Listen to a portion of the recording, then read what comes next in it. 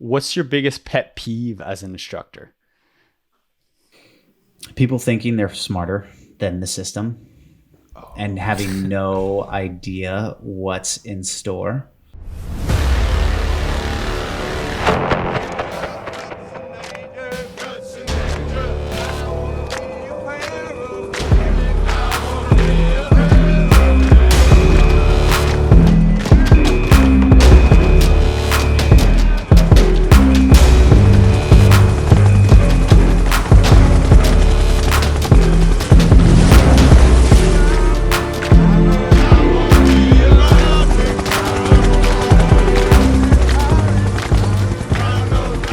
Welcome to episode 55 of the Rescue Swimmer Mindset. I'm your host, Vince, joined with co-host Cody. What's up? Welcome to our show. Today we have the two opposing branches. They're not opposing, really. They're actually big kind rivalry. of quite symbiotic in a way. The Coast Guard and the Navy. What's the difference between a Coast Guard and a Navy rescue swimmer? I feel like there should be a joke lined up with that, but we're going to find out today with our guest, Jeff Jorgens, who was a Navy rescue swimmer instructor and who's still a Navy rescue swimmer. So quite interesting having a conversation with him and just every different things that they can do in the Navy versus kind of a Coast Guard rescue swimmer who's more niche. It's very broad. Yeah, a lot of jobs, It's just kind of cool. Good It's stuff. very cool. I thought it was actually... I was like raising an eyebrow, like, man, maybe I did join the wrong branch because they get to travel, they get to do a lot of stuff, like a lot of diversified things. So it keeps things interesting. It keeps things, yeah, great. So Jeff Jorgens, our guest today. Before we start, we have in the upcoming week in the Rescue Swimmer Mindset, we have a workshop, a private workshop / masterclass. So if you're training to go any kind of elite military route, or you're an athlete that wants to learn, we're probably going to do it based on underwater tips and techniques. So this will be a PowerPoint type of presentation, and check out the RSM training circle on Facebook. Join that if you haven't already, and we'll be kind of telling people all about it and keeping you guys in the loop about it as we build this class up. But don't miss that. That's coming. It's going to have a Q&A session too. So a good portion of that, well, the back half of that class, or back like quarter, is going to be a lot of questions and answers based on the material we cover in the course. Absolutely. So, solid. Yep. Also, just go leave a rating and review on the Apple Podcast page. Get it done. Great. You could use them 5 stars. Also, if you like entertaining wilderness adventure stories, check out the Wildertainment Podcast, also on Spotify, YouTube, and all that jazz. Apple Podcasts. Great. Navy rescue swimmer, Jeff Jorgens. How's it going, guys? Thanks for having me on. Appreciate it. Appreciate the time. I know the time difference is a little off, but I'm glad, and it's been a little bit, but I'm glad we got it to work. Yeah, you're in the future. In the future. Yeah. It's 3 p.m. over here on a Wednesday. Oh, yeah. You think it would be nice being in the future, but really it's just the same. You just wake up and you're like, come on, the rest of the world, like, catch up. Because like show releases, everything you want, you still have to wait on. Yeah. I was wondering, like, September 11th in Guam, is that like September 10th? Like, like big moments. Kind of. Yeah. Well, they are. It's still, it's still, you celebrate the day. So like Thanksgiving, I'm going to celebrate with my family today because, but as far as like other days and stuff like that, like New Year's happens obviously way early. But just celebrate a little bit earlier. That's it. How do you like Guam? I'm going to say this about Guam. I had the pleasure of going there. I was originally supposed to get stationed as a non-rate in Guam on a buoy tender. Ooh. And that was the dream for me. I had just like recently finished working construction before joining the military. I heard like the buoy tenders, it's gritty work. I was like, yeah, let's get on it. And then I was like, all I asked to the recruiter is send me as far away from the continental United States as possible. And he delivered. Like Guam, I was like, jackpot, got it made. And then the packet they send me is like, all right, pack your snorkel gear, your scuba gear, your surf kit, like, and your board shorts. It's gonna be a riot. And I was like, woo! I was like, let's go to Guam. And then like a couple days later in boot camp, some real cocky yeoman, so that the clerk comes and he goes, all right, Jennifer, you're going to California. Brittany, you're going to, I don't know, Detroit. Vince, you're going to Hawaii. I go, no, I'm going to Guam. And he goes, no, you're not. You're going to Hawaii. And I go, no, I'm going to Guam. And he goes, that's not what you promised me. It's not what it is. Now you're going to Hawaii on a cutter. And I was like, and it sounded like such a spoiled kid, but I was like, damn it. I just knew that cutter life is a little different than a buoy tender life, as in like you're painting more than actually doing some work. But yeah, my question, how do you like Guam? I love it. I chose to come out here. It's really interesting. We always say that there's like two kind of people that come out here. There's people that, chose to come out here and wanted to come out here, and people that did not want to come out here and got drug out here. There's no like in between, like, I'll go to Guam, like, which is really interesting to me, especially because this is one of the duty stations that, we get the most rescues out of everyone because we're the only asset in the entire area. There's nothing. So we get calls all the time for like cruise vessels and, like my second flight here, we had to fly out like 120, it was close to 120. Luckily, it was like only 100 miles to go to this fishing vessel to get this guy off that was in a really bad shape. So if you want to do the job, like it's the perfect station for your first tour. This is my third, not counting. Do you guys have shore? So you have sea and shore rotation in the Navy, or basically you go to sea, and because sea is basically you're deployable. And then when you are basically, you do that tour, and then in between there, you have a shore duty where you instruct or you do some kind of like not as high pace, because they can only get so much out of you. If they were deploy you all the time, people would not stay in. Do they have that with you guys? Not really. Yeah, typically we have a few, like we have an instructor tour, you could do that, but there's nothing required. So basically you could do a full operational duty rotation for 20 years, 30 years, or not 30, but 20 years. Okay. Just get out. Yeah. But I had a buddy who was who's in the Coast Guard. I think he's still in. He went to Alaska, to Kodiak. Because you guys separate it, and correct me if I'm wrong, you guys separate it between swimmer and crew chief, basically. Whereas you guys are AST, and then you have a... Right, yeah. So we have AST, where you're the rescue swimmer, and you're just basic air crewman on the helicopter. Yeah. But we also have a flight mechanic on there who's doing the hoisting and all the actual, like, the legit air crew stuff where you're worrying about, mechanical issues, stuff like that. Okay. Yeah. So he was in Kodiak, and he was saying that was the big thing that swimmers were having a hard time with there, because he was a flight mechanic. He said, you either want to go there or you get drugged there. And I was like, who would... And I don't know if that's true or not, but I think it's the same with Guam. It's like, that's amazing to me, is people come in and they just kind of want to coast out. And it's like, if you want to do the job, go someplace where you're going to get the rescues. Yeah. Well, you describing Guam just now, it sounds like, the Coast Guard's version of Alaska. It's one of those very remote locations. You're going to be far away from the resources of the continental U.S. That said, it's case city as far as search and rescue goes. So, I never thought of that, because I don't think the Coast Guard's it's present in Guam, but as far as there's no air station there. So I guess you guys are picking up that duty, which is really cool. And earlier we were talking about secret gems, and in my perspective, Guam is 100% a secret gem. In my opinion, it's a better version of Hawaii as far as like it's less crowded now. And nobody knows about it. Nobody Can you actually tell people where Guam is? Because I know half the people listening don't know where it is. Yeah. So if you're looking for, like, Hawaii is pretty easy to follow, but if you go to Google Maps, like, you got to type it in. If you don't know where it's at, you're never going to find it. So if you go to it's like, if you follow Japan east, and then like Papua New Guinea, kind of northeast from there, it's in the middle of the ocean. There's nothing around. Yeah. You're in the middle of nowhere. It's a small island. I think there's a funny video, if you ever get a chance to see it. It's by some politician who's actually still in office, and which is amazing to me.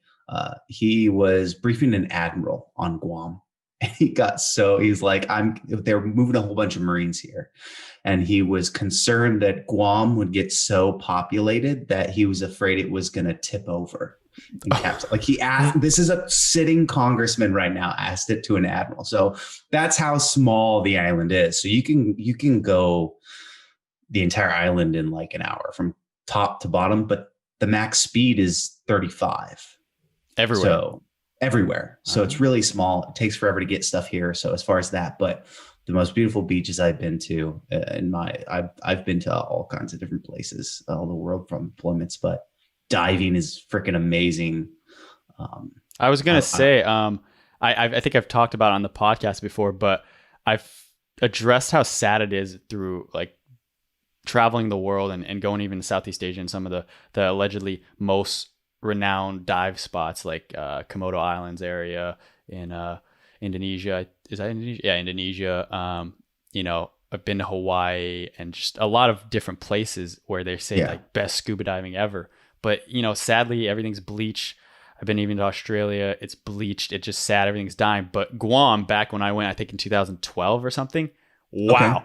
It was like Finding Nemo underwater. It was. Oh, yeah. And I don't know how it's, I'm sure there's impacts now still with environmental change, but it was so beautiful. Just the vegetation, the algae. It was awesome. Yeah, it's a beautiful island. There's tons of coral. I mean, it's everywhere. But as far as there definitely is impact. No matter where you go, it's gonna happen. But as far as that goes, yeah, I'll try to share some of your videos if you're okay with that on YouTube for those tuning in. If they want to check out Guam, the secret island, and not to drag too long on Guam, but I was curious. Like, there's other islands too, right? But uninhabited. Yeah. No. So there's tons of history here. I did a video on my channel, just kind of like Guam in general, and there's Guam was there was a huge battle on Guam in World War II. The Japanese enslaved the indigenous people, but then you have Saipan, which was another huge battle. That's north of here. There's about 4 islands. You have 4 big ones to note. You have Guam, which is the main one. Then you have Rota, which is the next one up as you go north. Then you have Tinian. Tinian was actually where both atomic bombs took off from before they actually basically dropped the bombs on Japan. I didn't know that. Yeah. So if you actually go there, the field that's still there and the structure, it's an abandoned airfield now, but we were able to fly there and kind of land and check it out. And there's this little museum that only military can really see. It's kind of cool. And like I said, rich in history site. And then the next one up is Saipan. Saipan is the next really big one that you have people fly into a lot. But Saipan, there was a huge, huge battle. And the reason why Guam, the invasion of Guam by the U.S. went so well is because the U.S., I'm a huge history buff, if you can't tell. Yeah. They did, when they went into Saipan, they learned a lot of lessons and they lost a lot of people. And there's actually this one cliff that they call Bonsai Cliff, where a lot of people actually committed suicide during World War II because they thought when the U.S. came that they were going to enslave the Japanese people. But Guam is is the main spot, and that's where most of the cool stuff is. Cool. What about COVID in Guam? What's the situation? Yeah, I mean, it's the same anywhere else, just a little different. I mean, Guam is unique as far as getting stuff out here and shipping anything. So Amazon 2-day shipping is like Amazon month shipping, stuff like that. But as far as the impact of health, and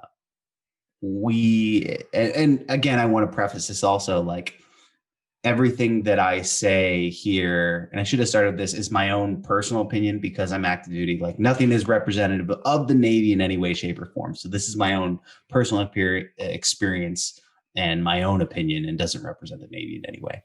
Yep. So we've had to pick up different stuff. So implement COVID procedures, stuff like that for patient transfer. But as far as Guam as a whole, it's had spikes. Right now it's kind of going through a spike, but for a while there was lockdowns just like everywhere else. It just happens, I would say, a little bit differently because there's only so many places you can go. But the main concern here is, the healthcare facilities. Guam is the only place.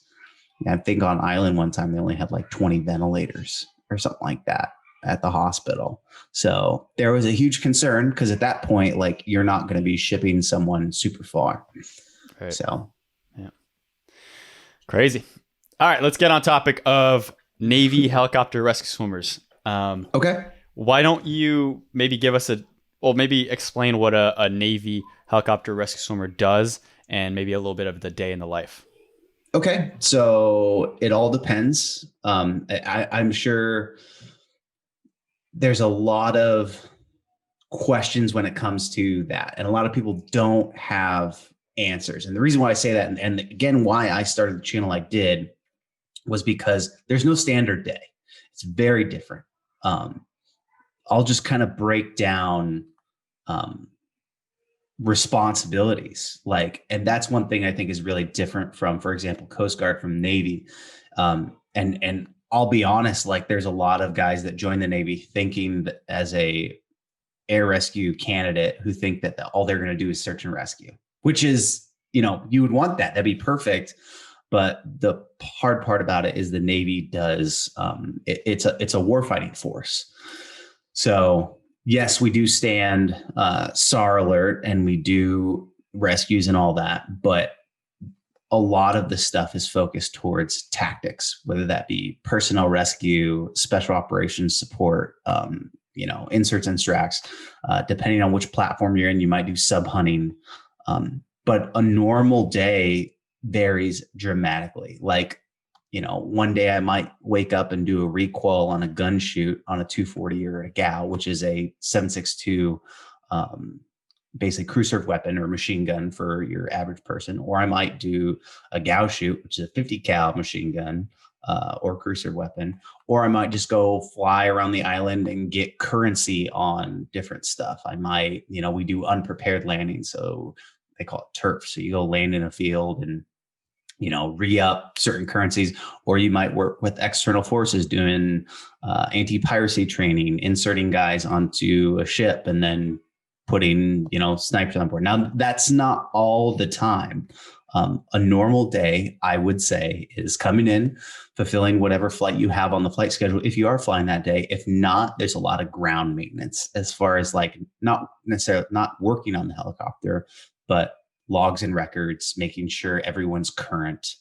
Like I said, I'm in charge of the SAR program here as well as NATOP. So that's dealing with making sure that your flight status of everyone is good. And also on the SAR side, you're good. So there's a lot of moving pieces that you got to make sure everyone's current. Because if not, it's a freaking slap on the wrist and you can go down as a squadron. So It just depends. It's very dramatic, but you don't fly as much as the prep and the post and everything maintenance wise, as far as logs and records, is a lot of work. Yeah. So everyone just sees that 2-minute flight window of you doing, but there's so much that goes into it before and after.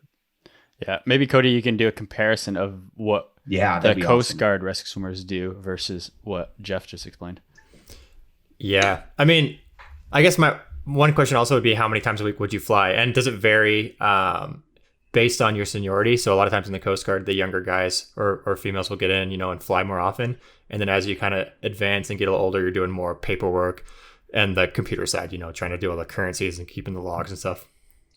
So I would say a little different. The more seniority you get and the more qualifications you have, the more you're flying more.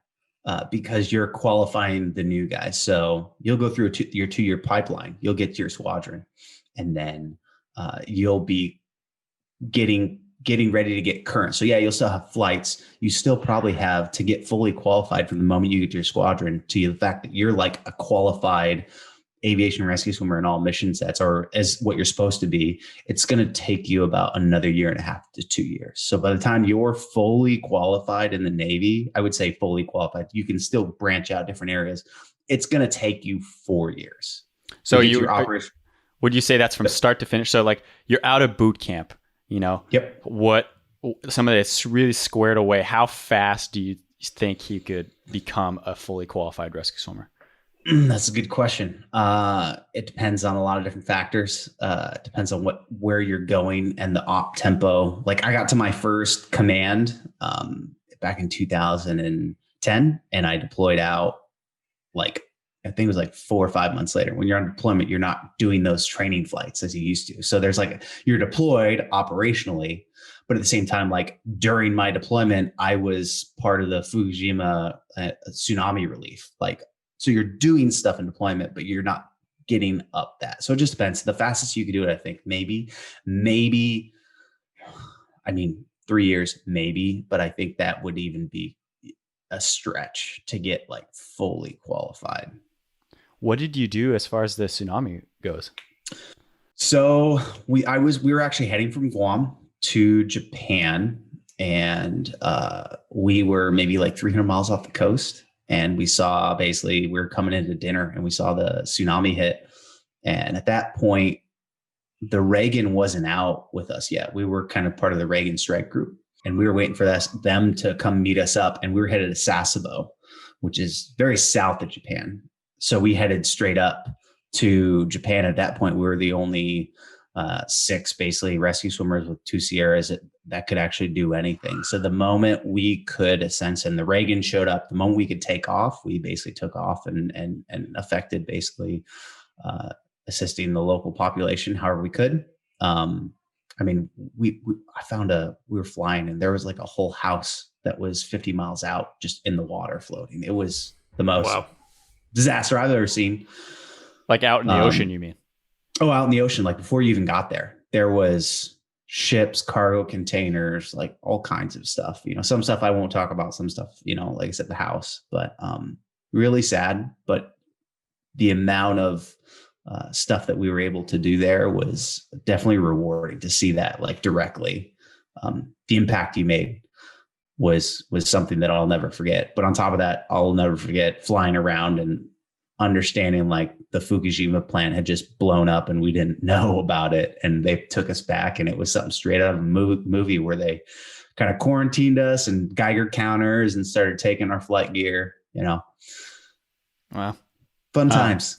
What was this? Like, how did the Navy split up tasks for such a big kind of apocalyptic environment?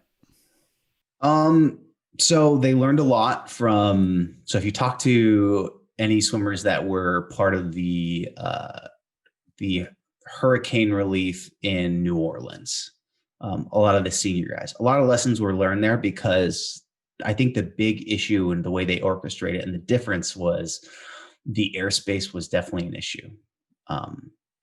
Controlling, if you've ever flown before and anyone's ever controlling aircraft seems pretty simple.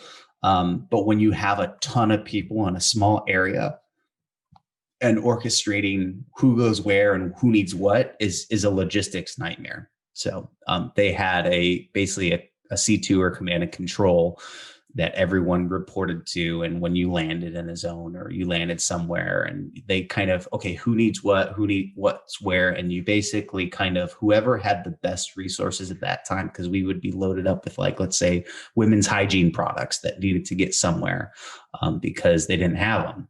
I mean, people lost their livelihood and their entire families, and they're held up in schools on hills.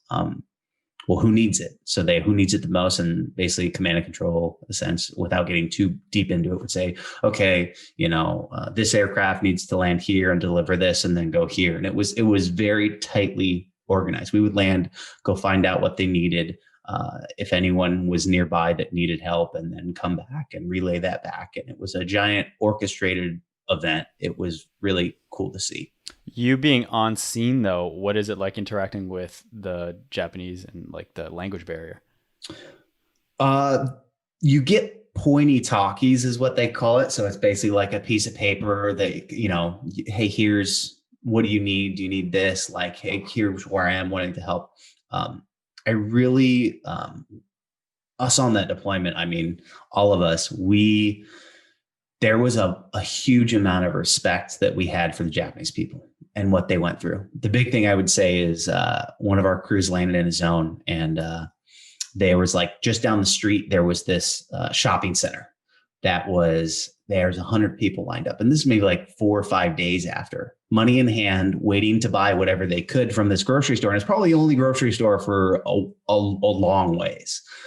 And I was thinking, if that was in the US, like those windows would be freaking broken, that store would be looted, and they had lost everything, families, whatnot, what have you. And there's like 100 people lined up waiting to just buy whatever they could, if anything, if there was going to be anything there.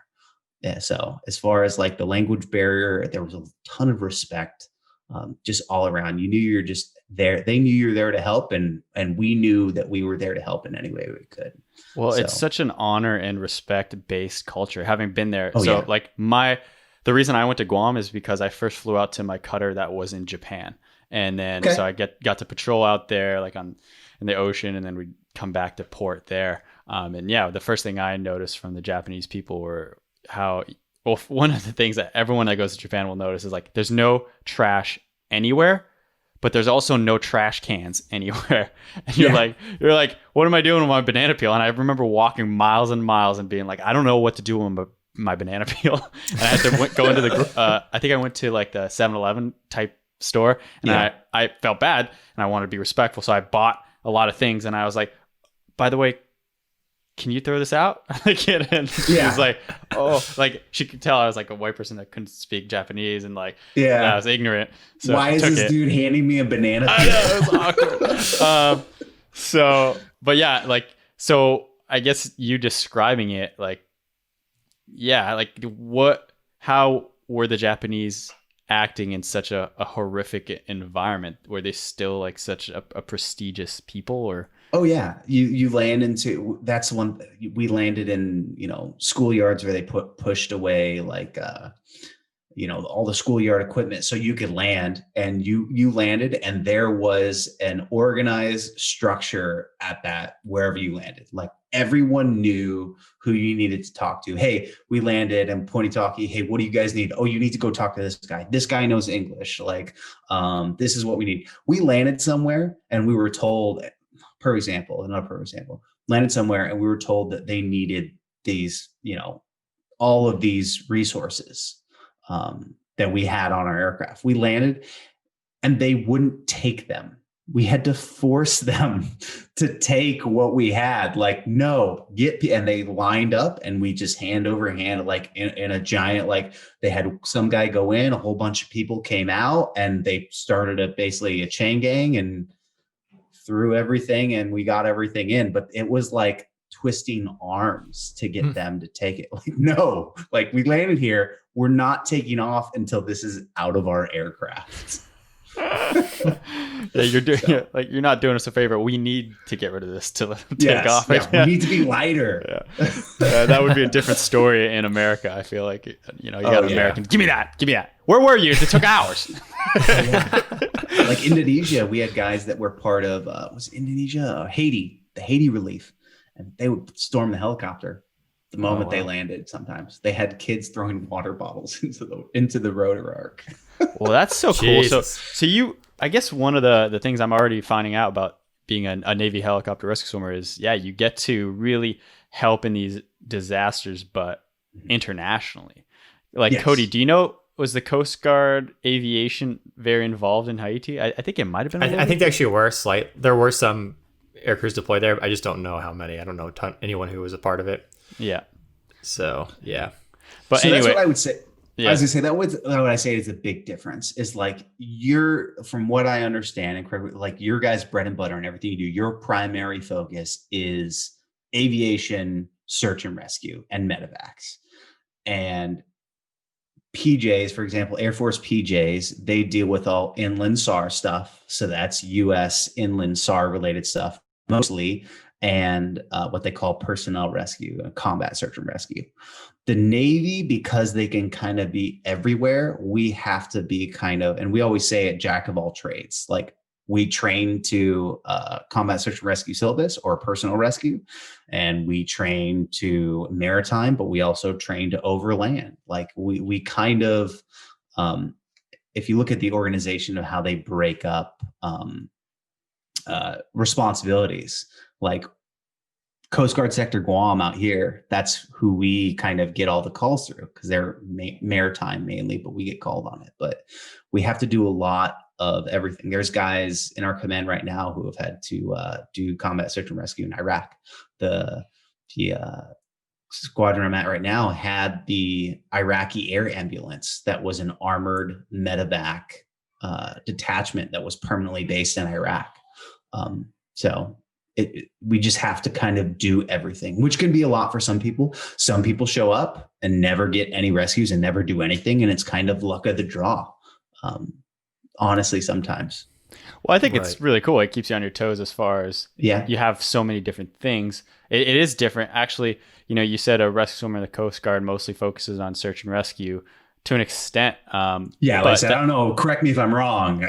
Cody, explain what like a rescue swimmer in the Coast Guard actually like does most of the time. Yeah. So basically, we're primarily SAR. So we go to boot camp, you go to your rescue swimmer school, you get qualified in that. When you get to your unit, basically what you do is you get your rescue swimmer qual. And then when you're not doing cases or training for like whatever search and rescue case, you're doing aircraft maintenance, not aircraft maintenance, but more like rescue and survival systems maintenance. So maintaining the life rafts, maintaining the PFDs that we wear on the planes, all kinds of little stuff like that. We sew a lot. So it's a lot of like random duties like that. We sew. So we actually are in charge of sewing all the flight suits at the unit. So like new guy reports in, you got to sew his flight suit. Yep. Yeah. Well, there's a joke because like technically, we're Coast Guard like helicopter rescue swimmers, but the reality is the rate's called Aviation Survival Technician.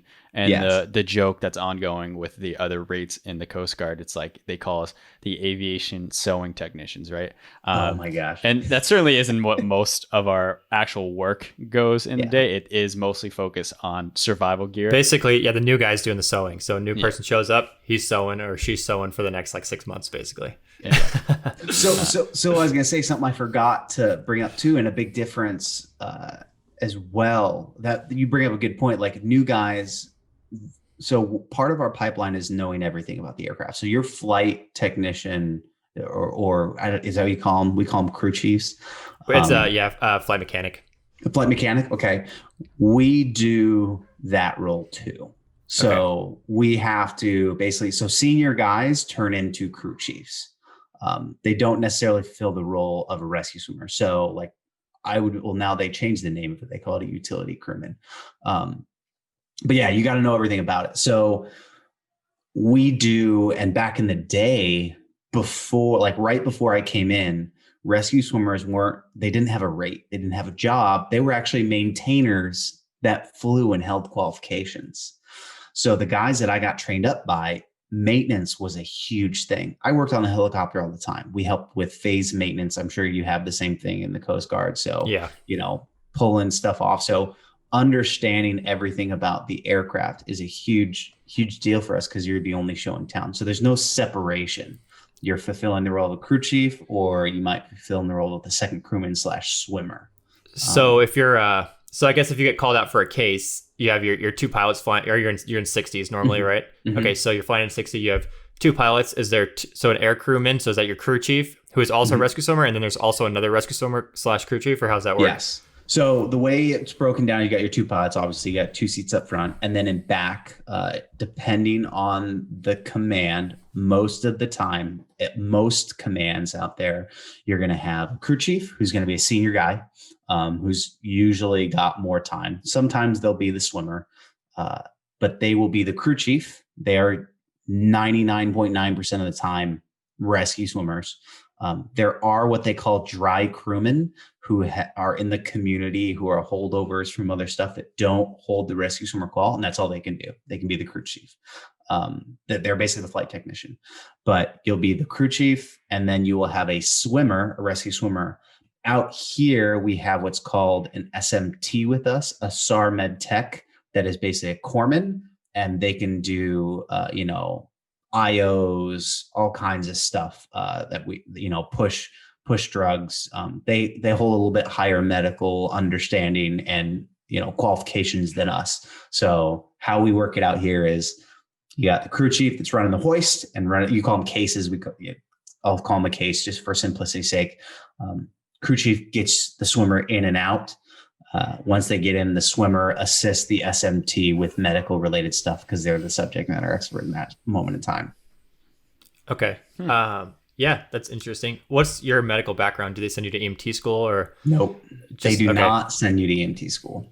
So is it just first aid basically? Do you cover first aid at all in air crew school or any? Yeah. So you got basic first aid. You have to obviously be CPR, and then there's BLS, basic life saving, is what they cover. Some people get EMT, but very rarely. That's interesting. Yeah. So like, say a case like, I'm going to reference the Perfect Storm here. I think were those Navy rescue swimmers in the Perfect Storm? The Perfect Storm, no, that's Coast Guard. That was Coast Guard, yeah. Really? Yeah. I thought those were like gray aircrafts in the movie. No. Wait, didn't they do an in-flight refuel? Like what do you call that? Like we can't HIFER, or we can't in-flight refuel. You can't HIFER off a probe. You can HIFER, but you can't you don't have a front fuel probe. Oh, okay. Was that a jet then? That was who was doing a HIFER in that movie? I don't know, but I do know that it was Coast Guard. Really? Fact. Interesting. Mm-hmm. I don't remember like the orange and white on that. But anyway, like a different scenario then. Like you have somebody that's, say, got like a severe laceration or a medical issue. Are you guys still the go-to person to take care of this, or? Yeah, like I said, we can easily deal with that. The big thing is life, limb, or eyesight. We can deal with that. As far as the stuff in between, like other stuff, it's a little bit. What about like a femur fracture? Do you have like what it takes to take care of that? Yeah, we have. Well, the SMTs have traction. We're, like I said, we don't hold the qualification necessarily to do that. But like I said, the SMTs in our, because that's what we deal with all the time, or not deal with all the time, but we have the ability to deal with that here. Gotcha. But the big thing that they train for, everything that you kind of deal with when you deploy, is ejections. That's the main primary goal of an aviation rescue swimmer, as far as SAR goes, is ejections. What is that? It's like parachute disentanglement stuff, all that. Yeah. Well, ejecting from, go ahead. Yeah. So everything you train for in aviation rescue swimmer school is basically scenarios where you have a pilot, because you have fixed wing aircraft on carriers all the time. And if they eject, guess who's going to go get them? The only people that can go get them, because you're in the middle of, pardon my French, can I swear? Yeah. Okay. Curse it out. You're in the middle of fucking nowhere. So, in the middle of the ocean. So like Harriers, if you went on a Gator cruise, Harriers eject all the time. F-35s, there's been issues, with certain things with them, especially on LHDs. LHDs are Gators, is what they call them. They're basically like carrier lights. They're vertical takeoff and landing. So everything you're dealing with is usually an ejection or some type of aircraft mishap on deployment. That's the primary focus. Interesting. Right. So for your air crew rescue swimmer school, so in our swimmer school, we have, parachute disentanglement. And we spend about a week. We spend about a week on it. And it's longer than that. Oh, maybe you're right. It really isn't. It's about a week after the harder test. So it's kind of one of those like last minute things that just make us do. It's not really a huge concern for our school. I would imagine, is it a bigger focus of your training, or is it just about kind of something you brush through and move on to the next thing? So it is. There's still an evolution that is parachute disentanglement, but there are procedures as far as like you don't go too in depth on it. They don't hammer it and beat its head horse, because there's only so much you can do with someone who has a parachute on. Don't deploy on top of it. If you get entangled in it, here's how you get out, and then how to disconnect it. But the big focus is entering the water, triaging, how to get them out. So prioritization, like, okay, if you have multiple people in the water, and that's what we train for, is multi scenarios, because more than likely, if there's a mishap, there's probably more than likely, sometimes not, there's going to be multiple people. So worst case first, how do you triage that in the water? How do you get them out? How do you disentangle them? And disentangling them is a huge process of going step by step. Okay, check for breathing. This is when I pulled this off. And you're dealing with all of you're getting to learn all the aviation gear that the Navy works with. So whether they're in a naval backpack and they're a fixed wing, or they're in a integrated torso harness, which is a Air Force, not an Air Force, but it was a fixed wing thing. So how do I disconnect this? Where do I disconnect it? Where does the O2 hose come in? At what point do you disconnect the O2 hose? Because if you have someone who's unconscious but breathing and you disconnect the O2 hose at the wrong moment, let's say you disconnect the seat pan. Sorry, I'm getting really into it.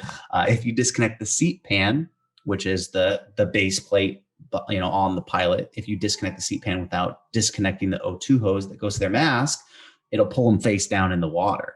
So, steps and processes like that. I don't know if you guys deal with stuff like that, but it's mainly learning the gear. Absolutely. We do. And I think a lot of, Cody, you said it's not like the biggest thing, but I recall somebody in my senior class getting reverted twice. He failed, you get, I think, 3 attempts at a test, and he failed the parachute test 3 times. You guys get 3? Lucky. Yeah, you get 3. You get 3, but you only get 7 throughout the entire training. So okay, so you can stack them, but it's not so good for you in the long run. Exactly. Yeah. And we'll get into the rescue swimmer school in a second. Yeah. But as far as that goes, he went through that parachute test, failed it, and then got into our class, had to work his way back up to that parachute test, failed it 3 times. And I think somehow it got reverted to the next class. I don't know. Usually they don't do that. I think I could be wrong. I would say it kind of speaks to how the Coast Guard kind of treats the parachute rescue. It's like, it's really not a concern because that's after you take a lot of your big kind of weed out tests. So like our big one is like, that's after the 1-man test, right? Yeah. Vince? Yeah. So you take that, your big test that weeds out a lot of people, and then you're doing that. And they want you to pass at that point, mostly. But I guess if you can't get it done, then you can't get it done. You always get to a certain point, and it just, with any school, there's a certain point where you understand that they're going to make it through. That you can have them grasp the concepts that you throw at them if they make it to a certain point. There's always that like turnaround point where it's like, okay, if they don't get here, they're probably not going to make it the rest of the way. Yeah. It's human beings are the same. But that said, the parachute test certainly was the most step-by-step process of any of the tests that we go through. Like some are definitely more physically challenging as far as it's technically involved. Yeah, it's the most technically involved test we have. 100%. Yeah. How do they have you guys do it, Cody?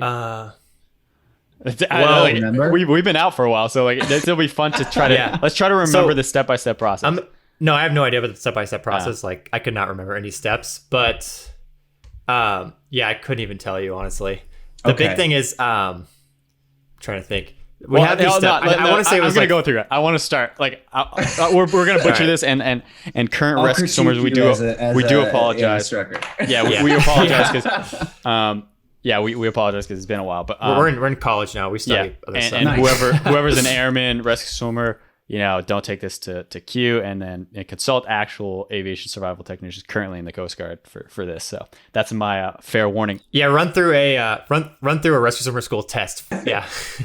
Yeah. So how they do parachute disentanglement is they basically take a parachute without any of the lane shroud lines that aren't sewn into the chute. So they bring the chute down. You have the apex, which is the very center of the parachute, and each candidate goes around the parachute and you spread the parachute out completely is what we do. So the entire time they're treading water, holding up this parachute in the water, which is a challenge within itself.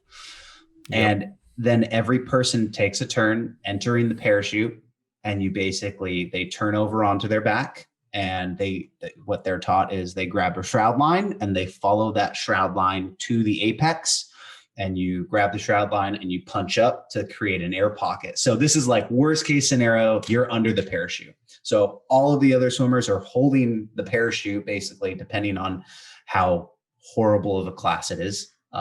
They're holding up the parachute. Sometimes you'll make them just, hands out of the water or elbows out of the water. So are they holding it with fins on, or are they just treading with? Okay, yes. Cool. Yeah, they have fins. That would be because if you got a class of like 20 people or something like that, like they're holding it up, and every single person has to go through. Okay. So if someone messes up, like it's going to take longer. So they're holding up the parachute, and then the first person basically enters the parachute, says he's going to enter the parachute. He calls out his name, and then punches up, grabs, punches up till he gets to the apex. And then he follows another shroud line. Once he finds the apex, which is where everything intertwines, he grabs another shroud line and goes out, making sure he's going out. It doesn't matter where he comes out necessarily, but he grabs a shroud line and punches out until he exits. And then he says he's clear. And then he swims around to his spot, grabs a parachute, and the next person goes. Yeah. Okay. So ours, is that the actual test that you guys do? So it's a familiarization. It is gradable, but I mean, you can teach someone it. No, so we did that as well. Yeah. We do that, but ours is different in that we do have a test on that where it's just you. So we'll practice it in a similar fashion to that. And then we'll have to, we'll practice it maybe like on a Monday or Tuesday.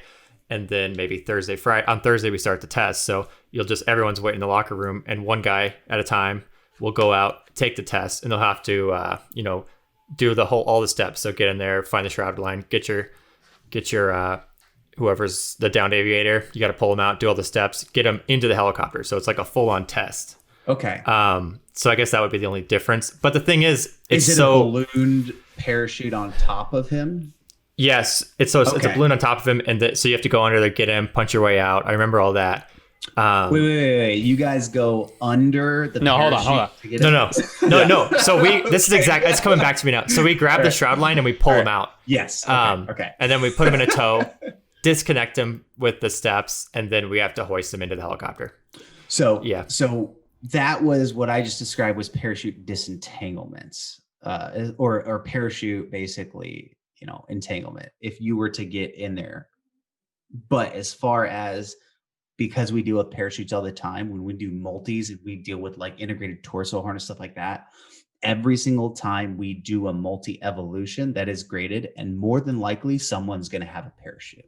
Right. So as far as that, like if they have a naval backpack, that you have to take it off a different way than an integrated torso harness. So like what I talked about before. So as far as grading the student, he's graded on getting it off correctly almost every time, and whether it be ballooned, and like I said, you grab the shroud line and you pull it, and if you do it right, and I always taught students this too, if you do it right and you're pulling him towards basically the edge away from the apex, the parachute does like a magic thing where it just kind of like folds over the person. You actually don't, like, a lot of people get so caught up in like, I gotta like pull the parachute over him and if it's ballooned or over him. No, if you pull the parachute and there's an air pocket in there and you pull him out, the apex will sink on the opposite side and it'll actually just kind of flow over him in a right way. I've had a ton of experience doing, obviously, teaching it. One thing I recall being really funny with the parachute test is, you usually, when it comes down to the testing day, you get on at the pool deck and they've already set up an instructor as the downed aviator in the parachute. But what's kind of funny is it's completely more or less subjective, not subjective, but like it's the luck of the draw as far as, it's a crumbling deck of cards, more or less, right? Like the parachute, however it's set up, it's not always the same for every student. They try to spread it out as much as they can, but the way the instructor's actually tangled within all the cords always varies from student to student. And I recall like I think it was like one of the practice tests, but there's usually always a safety instructor when you're going through the test. And I recall, at this point it's later for us in the school, so we're starting to connect a little bit more with the instructor, and not to say they're fraternizing in any way, but there is that relationship built. And I recall looking at my survive, and it was the worst mess I've ever seen in like other practices, and I was like, oh. And I recall like going underwater and starting the process of disentanglement and looking real quick. You didn't go underwater with a parachute, did you? No. So, this is the, okay. Yeah. I think so. Basically, what we do is you get him in a tow. You pull the shroud line, get him in a tow, and then we had the parachute we used in A school had these like disconnection points. You disconnect everything, like 4 or 5 different points, and at that point, the parachute would kind of fall to the wayside. But the actual shroud lines and all that extra crap is tangled around his legs and waist. So that's kind of, and then at that point, we go under our survivor to clear the lines. Okay. Yeah. Okay. Yeah. And that was the stage I guess I was at, and I recall going under, and you can go under. You don't have to always do it in one breath, but I tended to try to clear it all in one breath because I think it was timed or something. And I recall like dealing with it and And just the way this parachute was towing the instructor down was like none I'd ever experienced before. And I recall just being underwater, like in second, like a lot of seconds going by. And I'm like, God damn, this is tangled as hell. And I recall like looking at the safety instructor up there, and he just like, he was like I think he took his snorkel out. I was just like, oh, like, dude, that's a mess. And he's just like shaking his head like, haven't seen it like that before. And I was like, this is terrible. How do you guys, once you get the connection points off, how do you guys disentangle the person from, like, what's the process that you guys go through, if you remember? Yeah, it's pretty simple. Basically what we do is we go under our survivor. You basically put your head on your survivor's butt, and you're just still towing him, and then you're using your hands to kind of free the lines as much as you can. We used to call that spinal highway. That's what it's called. It's spinal. It's coming back. Yeah, spinal highway, same thing. We took spinal highway away. We don't use it anymore. It used to be an option. What we do is we do arms and legs. So we basically just stay. We never go under the water. We just tow. If you tow the person, it kind of planes them out, and then you start at the arms, and you do like a side tow. So we just use a collar tow usually. Okay. And positive control, sweeping the arm, swapping hands, keeping control of the gear, and basically you sweep the arm until it's clear. You sweep, so it starts at the chest, then you do the arms, and then you go down to the legs. And as you get to the legs, it kind of frees up. Yeah. But I personally, I came in when we had spinal highway. I hated spinal highway. I hated it. It's so much harder. It makes everything more complicated. So yeah, I think the main reason in swimmer school that we continue to use it, if I'm sure they still use it now, is just to make everything harder. They wanted to make the test that much harder. Yeah. So obviously it's like you could just go on the side of your survivor, put them in a collar toe, and just clear lines. And they even said that, I think, at one point, but they were like, well, we got to make it so you can't breathe at some point. Worst case scenario. Exactly. Right? Yeah. I think I recall an instructor specifically showing us a different technique, just wrapping the material at like the hip to tow the survivor and it clearing the legs. And he's like, you never actually have to do what we're doing right now, but we want to make this a freaking nightmare for you. Exactly.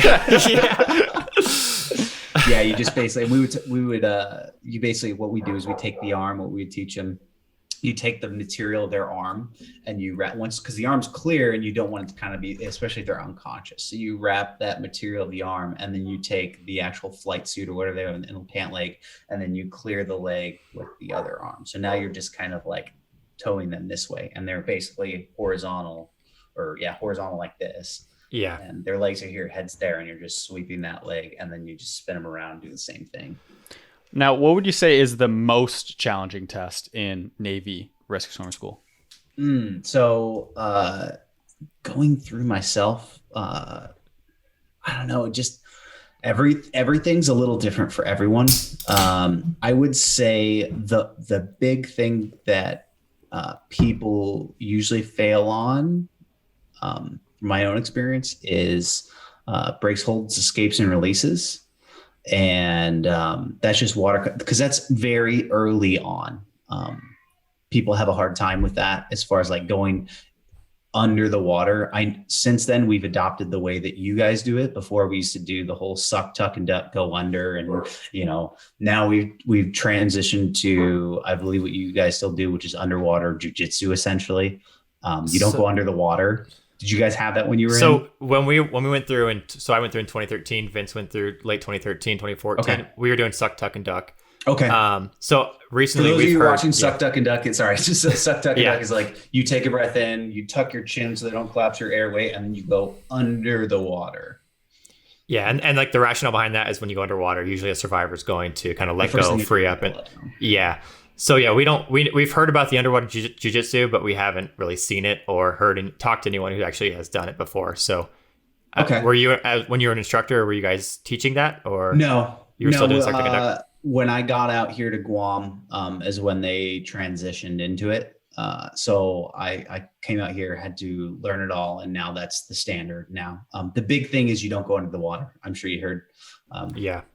Which is, it makes sense. But at the same time, like, I understand the process because I practice jujitsu on the side. So the whole point is like, just the biggest difference is they made a couple of things more simple as far as the escapes and the releases. So the escape is getting away, is what I always tell people, and the release is releasing their grasp and then keeping positive control of your survivor and gaining control of them. If you're afraid of losing them. But as far as like the reason why they shifted to this process and not going to the water is because there were issues of guys in like Gumby suits. And if you've ever been, you know what a Gumby suit is, right? Yeah. It's like one of those like kind of survival suits that are really quite inflated. Right? Yeah. Well, it's not really necessarily inflated, but it's a huge, thick, very buoyant. Oh, very buoyant. So if you're getting a guy in a Gumby suit, you're going to be in a dry suit. Your buoyancy is going to be up there. Their buoyancy is going to be up there, and it's going to be hard to get under the water. That's true. It really is. Yeah. So it's teaching people to deal in, again, the worst case scenario of just getting them off. Not a lot's changed. It's just suck, tuck, and then like for example, the front head hold escape is you straight just throw them in the direction you're looking. Instead of messing with pressure points. No pressure points. Yeah. You can use pressure points if you want. The big change too is the combative survivor. I don't know if you guys did it where you went under the water and then attacked them for that. Uncooperative combative is what they call it. Now you're approaching them. You're approaching them on the surface. From the front? Okay. Yes. Oh, all right. That's good. So you're basically, what you're doing in a sense is you pick a dominant leg, dominant hand, and you're approaching them, and then you're timing. They're going to be fucking flailing at you or whatever. They're trying to get you. You're defending them off. You're timing their arm, and you're sliding out, dominating that one arm and swinging them around to expose their back. Oh, cool. So you're basically gaining control of the situation without punching them in the face, which I think is the dumbest thing I've ever seen. Like, are you talking about are you referencing the Guardian? Oh yeah. is that Hodge? Airman Hodge? Oh yeah. Wait, so you disagree with the punching in the face, or you think it should be standard? I would. We always talked about it too. Is like if someone's actually like combative or they're not, you can't get control of them. We would always just say like, well, I'll just wait till you tire out or you pass out, and then I'll come grab you. I'm not gonna, straight up. But with this, you can. What we train to it now is we actually pair up swimmers without masks on, and they just have fins, and we call it patty cake because what it turns into is like you doing this, and it's basically we do jujitsu in the water where you have to, the one swimmer's doing combative survivor procedures on you and the other one's doing on the other. So whoever gets the person's back wins. Oh, that's cool. Yeah. So now you're basically in a jiu-jitsu match in the water, and you gotta dominate that arm while the other person's trying to dominate your arm. So would there be a huge benefit in knowing and practicing jiu-jitsu before going to these schools or to Navy swimmer school, or is it not really related? Like, it's not the same.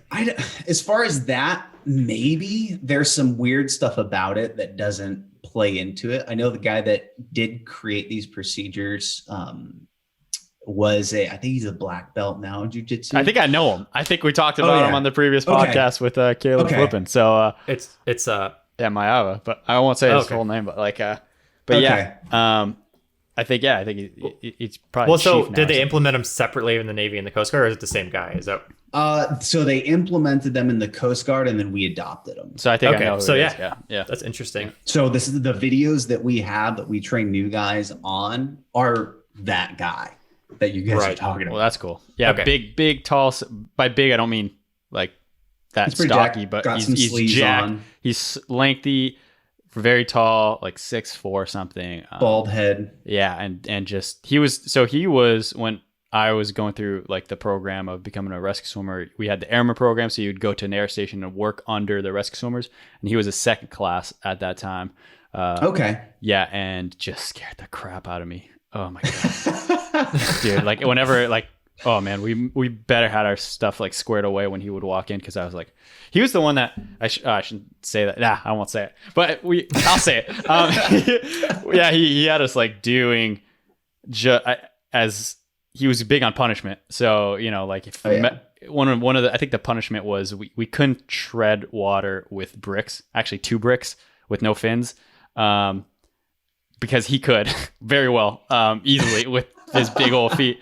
So we couldn't do it. And he's like, if you don't keep those 2 bricks above water for, I want to say like 30 to a minute. He's like, you guys have to do 1,000 push-ups. And I want to say he said like, and 1,000 sit-ups before you leave the day today. And it was 4.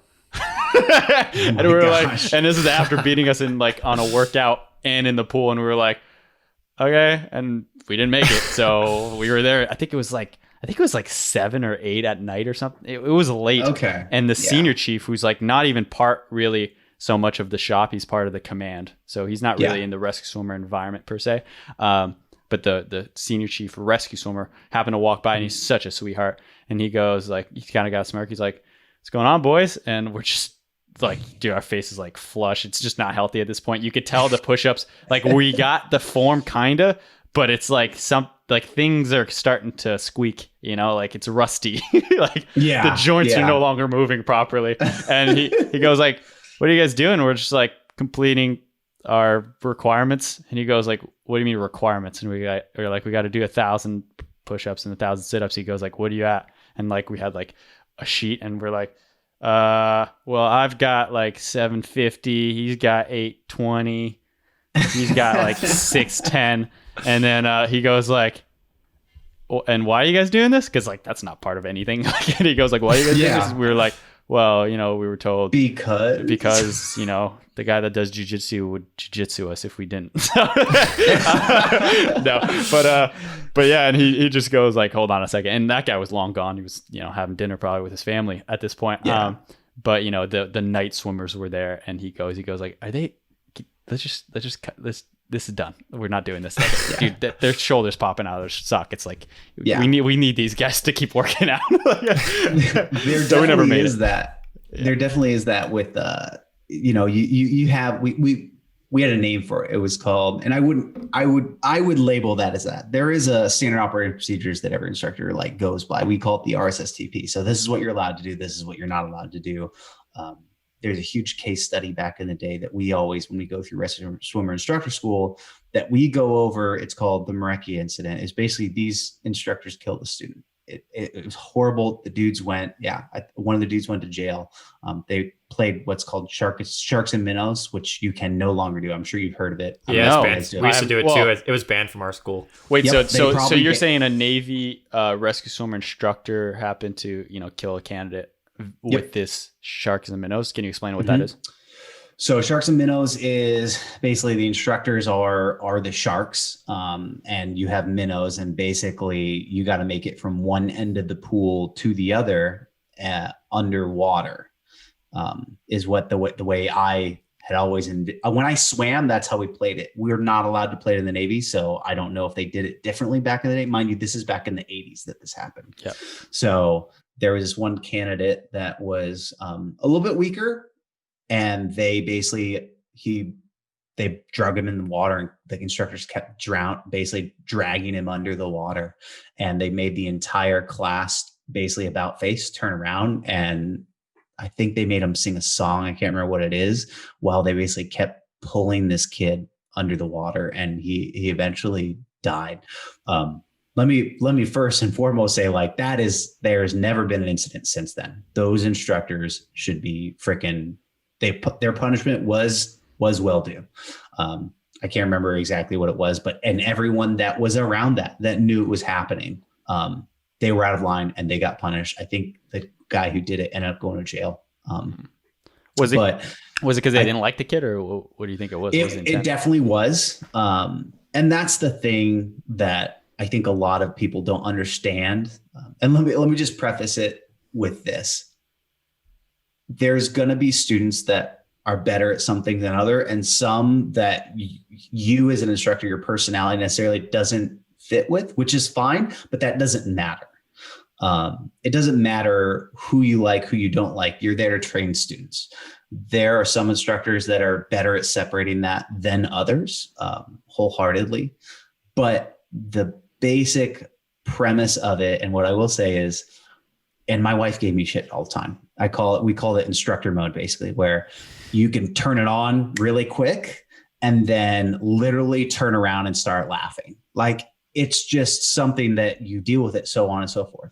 And my wife gave me crap about it one time because she started, basically I came home from work and apparently I didn't flip that switch off. And I went from like 0 to 100 in like 2 seconds. And she looks at me, she goes, I am not one of your rescue swimmer students. And I literally was like, yeah, you're right. My bad. I'm sorry.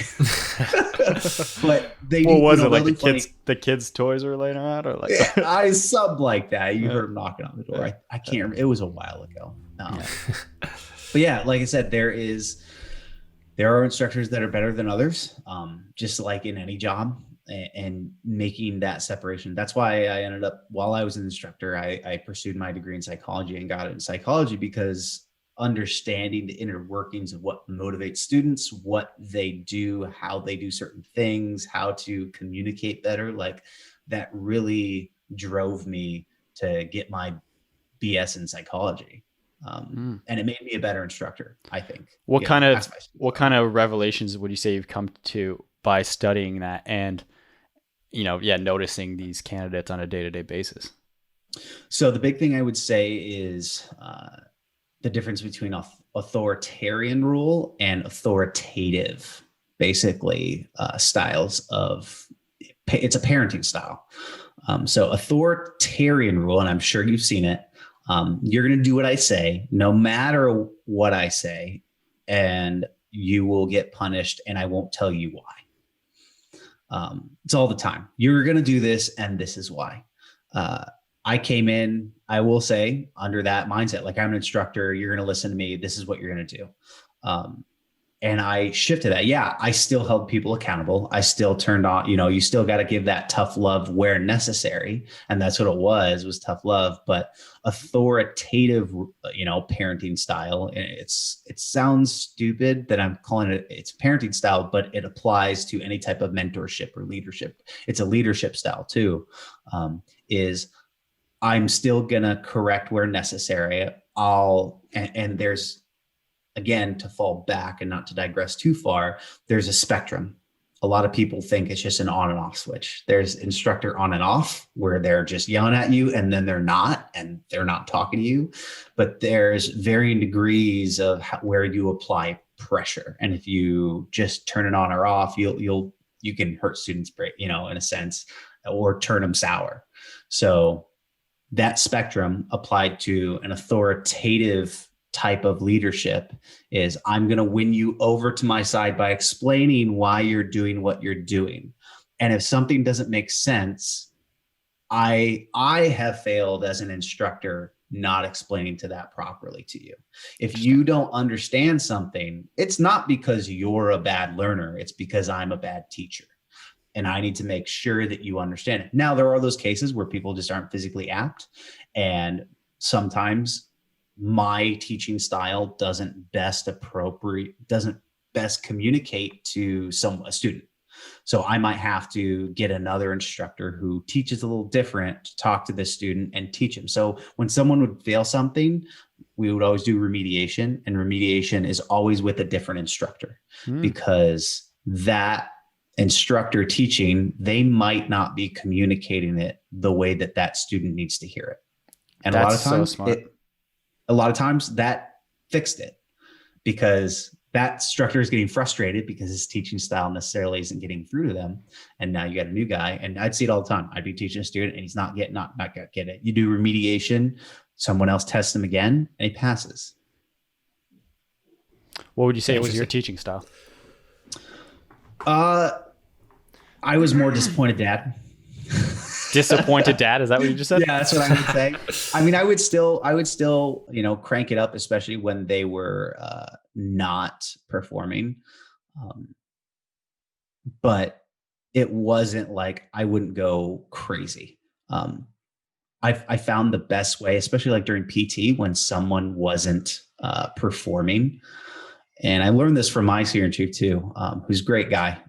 Love him to death. He's retired. But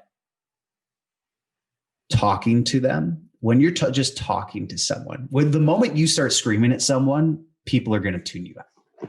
They're just going to tune you out, especially when shit's hard and it hits the fan and they're, let's say you're on a long run or they're in the leaning rest for a long period of time. those are like the best learning experiences, because you can get down and basically be like, look, and just talk to them in a calm voice. And that, in a sense, and again, me personally, I think that fucks with their head more, because now, if I would lean down sometimes and just be like, hey, this might not be for you. I think you need to go to lunch and seriously readdress where you're at right now. You're not in physical shape, and I'm not going to sugarcoat it for what's going to happen next. So go to lunch. Let me know what you want to think. Let me know what you want to do. And a lot of times that would just, if the seed was already there, that would just, you talk about the seed, like that seed of like, do I want to quit? Do I want to quit? You'd see it and you would know, you wouldn't know, but that would basically unfold them. If that seed was there, hey, this isn't for me. But like, and not to challenge you too much, but is that like your place as an instructor to really push a student to quit? No. So like I said, I would never push them to quit. You create challenging experiences to expose weaknesses, and try and work those weaknesses out. If they can't do that, that's why there's the DOR policy. Yeah. We never make drop on request, by the way. Yeah. Drop on request. Yep. There's drop on request, and then there's training timeout. Way different. Training timeout is basically, I don't understand what's happening. You're not quitting. Like, I just don't know what's going on. Nothing's making sense. Could you please explain this a little bit more? This is completely fine. Yeah. But drop on request it's quitting, all voluntary. Sorry. Yeah, it's quitting. Yeah. So it's all voluntary. If it's not for you, and that's, I think, the misconception is instructors try to make you quit. No. We see weak points. We know the syllabus. We'll never make you quit, but we'll be honest with you. This might not be for you, and I want you to readjust your position here. And there were people that I thought were like, you know what, they might not make it. But you never know. You never know, instructor. I would basically, hey, you can barely do flutter kicks, man. We're about to go do some basically SB and C, some underwaters, and you're having a hard time just making it through one underwater swim. You might want to readdress this. And they came back and they're like, nope, I'm gonna stick it out. And they made it through. They made it through. Now, yeah, that's a question. Like, gaining seniority as an instructor, would you eventually, would you reach a point where you could kind of predict who would pass and fail pretty early on within the candidate's journey through the program? No. Never. No. You could for certain people, but in the end, you never know. Interesting. You never know. Some people surprise you. Yeah. Some people really surprise you. Is there like underground betting as instructors going on? Like, I bet you he'll make it. But then I guess not, because then I would corrupt who would actually pass and fail. Yeah. No. Yeah. There's obviously talk, like we would have, morning meetings. Hey, this is what we got going on as far as, we got this guy who's struggling with this. It would never be hey, we got this guy who can't do who's having a hard time doing underwaters. Let's try and get him to fail. It's what resources do we need to allow him to succeed? It was never, hey, this is weak point. Let's make it worse to get him to quit. Ever. But do you ever challenge that weak point? Like specifically because he has it. Yeah. So you will challenge it via the evolutions that you have. So if someone, for example, we had a student that just couldn't triage properly. He was good at underwater, strong dude, but when it comes to applying the techniques, he just couldn't in a sense prioritize who to get out first. So on his final multi, we created a situation where it evolved, and as it evolved, and with anything, it will evolve. You give them a certain prescription, you give them a certain procedure. We knew the weak point. We gave him remediation on that weak point, and then we gave him the scenario again. And it got to the point where if anything changed, he fell apart. He couldn't do it properly. If anything changed within the scenario, if someone went from not breathing or went from breathing to not breathing, he just fell apart. Not necessarily but just couldn't mentally make that shift. Yeah. One of the really heartbreaking things of my experience going through the rescue swimmer school was that half of my class failed on the very final multi, and that rarely happens. Yep. Usually if you made it that far, you're usually going to pass the final test, right? It's just they kind of combine a lot of things. I'm not going to say specifically what happens, but they combine a lot of things. And yeah, for some reason these guys fell apart, and how they did fall apart, two of them at least I know, is I guess it was in a sense the triage, but they missed like two survivors, like off the bat. They just skipped them? No, they, as in like you know, like two were actively like in distress, if you will. Okay. And they need buoyancy, right? So like that's one of the first things. So they didn't have triage. flotation. Yeah, and Number and one, I guess, survival. Yeah, and I guess they would like. I don't know if it's happened twice. I'm assuming it couldn't have happened because you get to try twice, I think, or something like that for the final one. And I guess that didn't happen the second time. But I know the first time they straight up missed like one of the survivors, as in like, and you know, it's a pool that's 25 meters by 25 meters and it's deep, right? But I think it's slightly dark in there at that point. But you clearly see the whole pool deck when you're on the tower about to launch and start this thing. So and people, if they aren't, are illuminated. Like if it's at night. Yeah. It's obvious. It's the same. It wasn't that dark. It wasn't that dark where like you needed. They're never gonna like hide. I don't know if it's. But we're never gonna hide someone in a corner in a dark room and be like, "You missed him." Like, he's there, bro. And like that's where like he's in the pool. That's why I was skeptical. He's screaming over there, "Save me! Go get him." But yeah, somehow they completely missed giving buoyancy to some of the survivors because they're like, you know, at the end of the test, they're like, "What you?"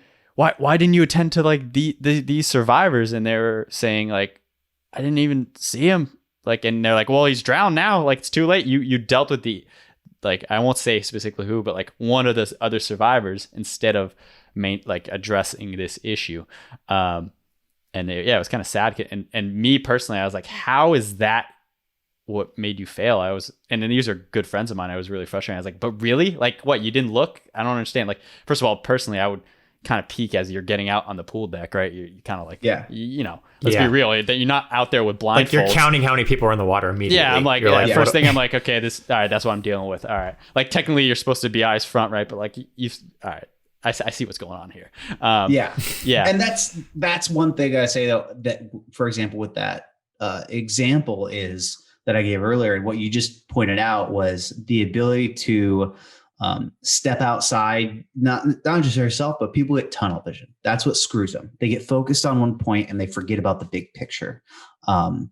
With that, like, you're gonna look around, like, they're gonna tell you like the eyes forward, but guess what? If it's dark, you're gonna look around and see what's there. You're gonna help yourself out. Everyone knows that. But as far as that, the big thing when they enter the water, and like you said, forgetting about flotation, you have to be able, and with pilots, for example, training with pilots all the time, they have a constant scan of their instruments and their gauges. And if the pilots get deadlocked on one instrument or one gauge, that's how they kill everyone, is they forget about the big picture, where they are, their orientation, you know, where their attitude is, stuff like that. And just like a swimmer, if you get deadlocked on what you're doing in that moment in time, if you grab a survivor, he's your first survivor, and you just go through the steps dummy style and forget about everything around you, that's an issue. And that's where people fail, is they get that tunnel vision on one specific task without every once in a while, in a sense, a scan stepping out. Hey, what's that survivor going on over there? What's the status? Okay, he doesn't have flotation. I have this guy that also doesn't have flotation. I know I need to go through the steps, but at a certain point, I need to get him flotation, make sure he's good, and then get to that guy.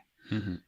So, another thing that was interesting, I think, you know, Cody, if you recall, near the end of those multis, or even in the beginning, more or less, of those multis, multiple survivor scenarios, you get to watch your classmates go through the multis just to kind of learn and then I guess see them as well. So you're just standing poolside. Sometimes you're doing workouts as you do that, but you get to observe.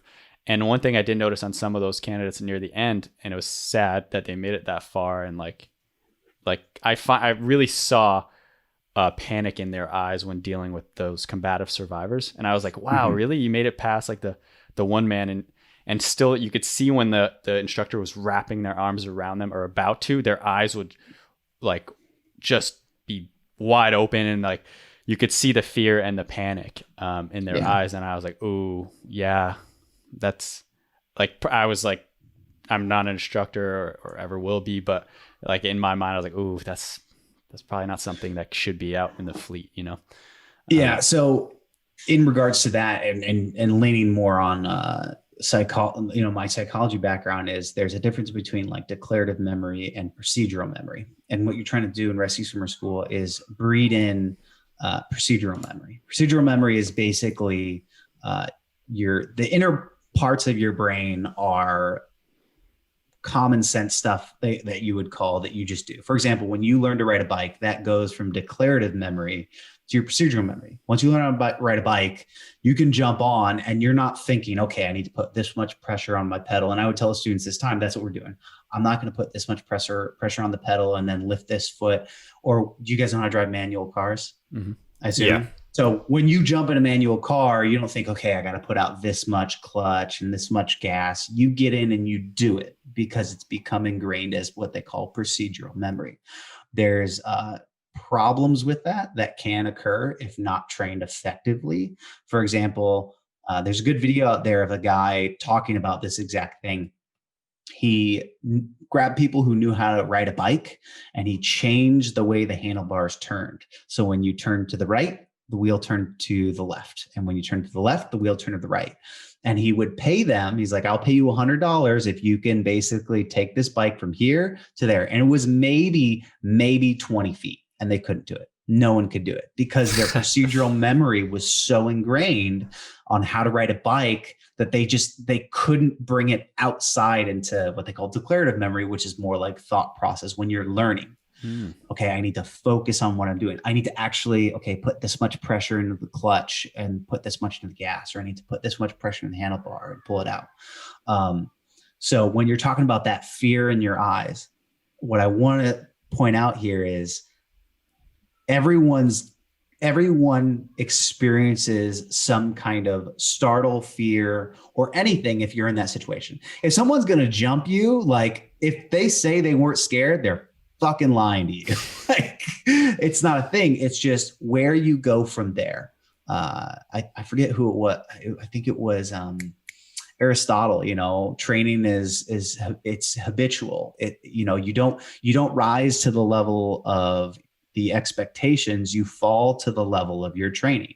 So with that, if you don't train it right and train it effectively and ingrain that into a procedural memory, you will fail. And that's how you know when dudes get to their multi, they haven't been studying, they haven't been practicing this, and it was not processed into that mental pipeline. But how would procedural and declarative memory link with a panicking candidate, like I just was saying? So in a sense, you have your sympathetic nervous system, and then you have so in that you're responding to what's going on, and if you haven't trained right or trained effectively, you're going to fall back on improper training. Again, why SEALs are so good at what they do. They just beat in what they do over and over again so they can react. Perfect example. Have you heard of Colonel John Boyd and the OODA loop? Yeah, I've heard about it, but no, I don't know the history. So the OODA loop during, I might be wrong, it might Korea. I think it was Korea or Vietnam. They figured out that the U.S. Air Force fighter jets had a kill rate of 9. I think it was like 10-1. So for every 10 aircraft that U.S. fighter jets took out, they only took out one of theirs, which was weird because the MiGs at that time that they had were faster. What's a MiG? So it's a jet. It's basically a Russian jet. Okay. So they, the Koreans had used them. It was faster. Yeah. So in a sense, like it was better at that time because it was all about speed. But what the U.S. aircraft had was it had a glass dome cockpit that had a better field of view, and it had hydromechanical controls. So you were able to maneuver more.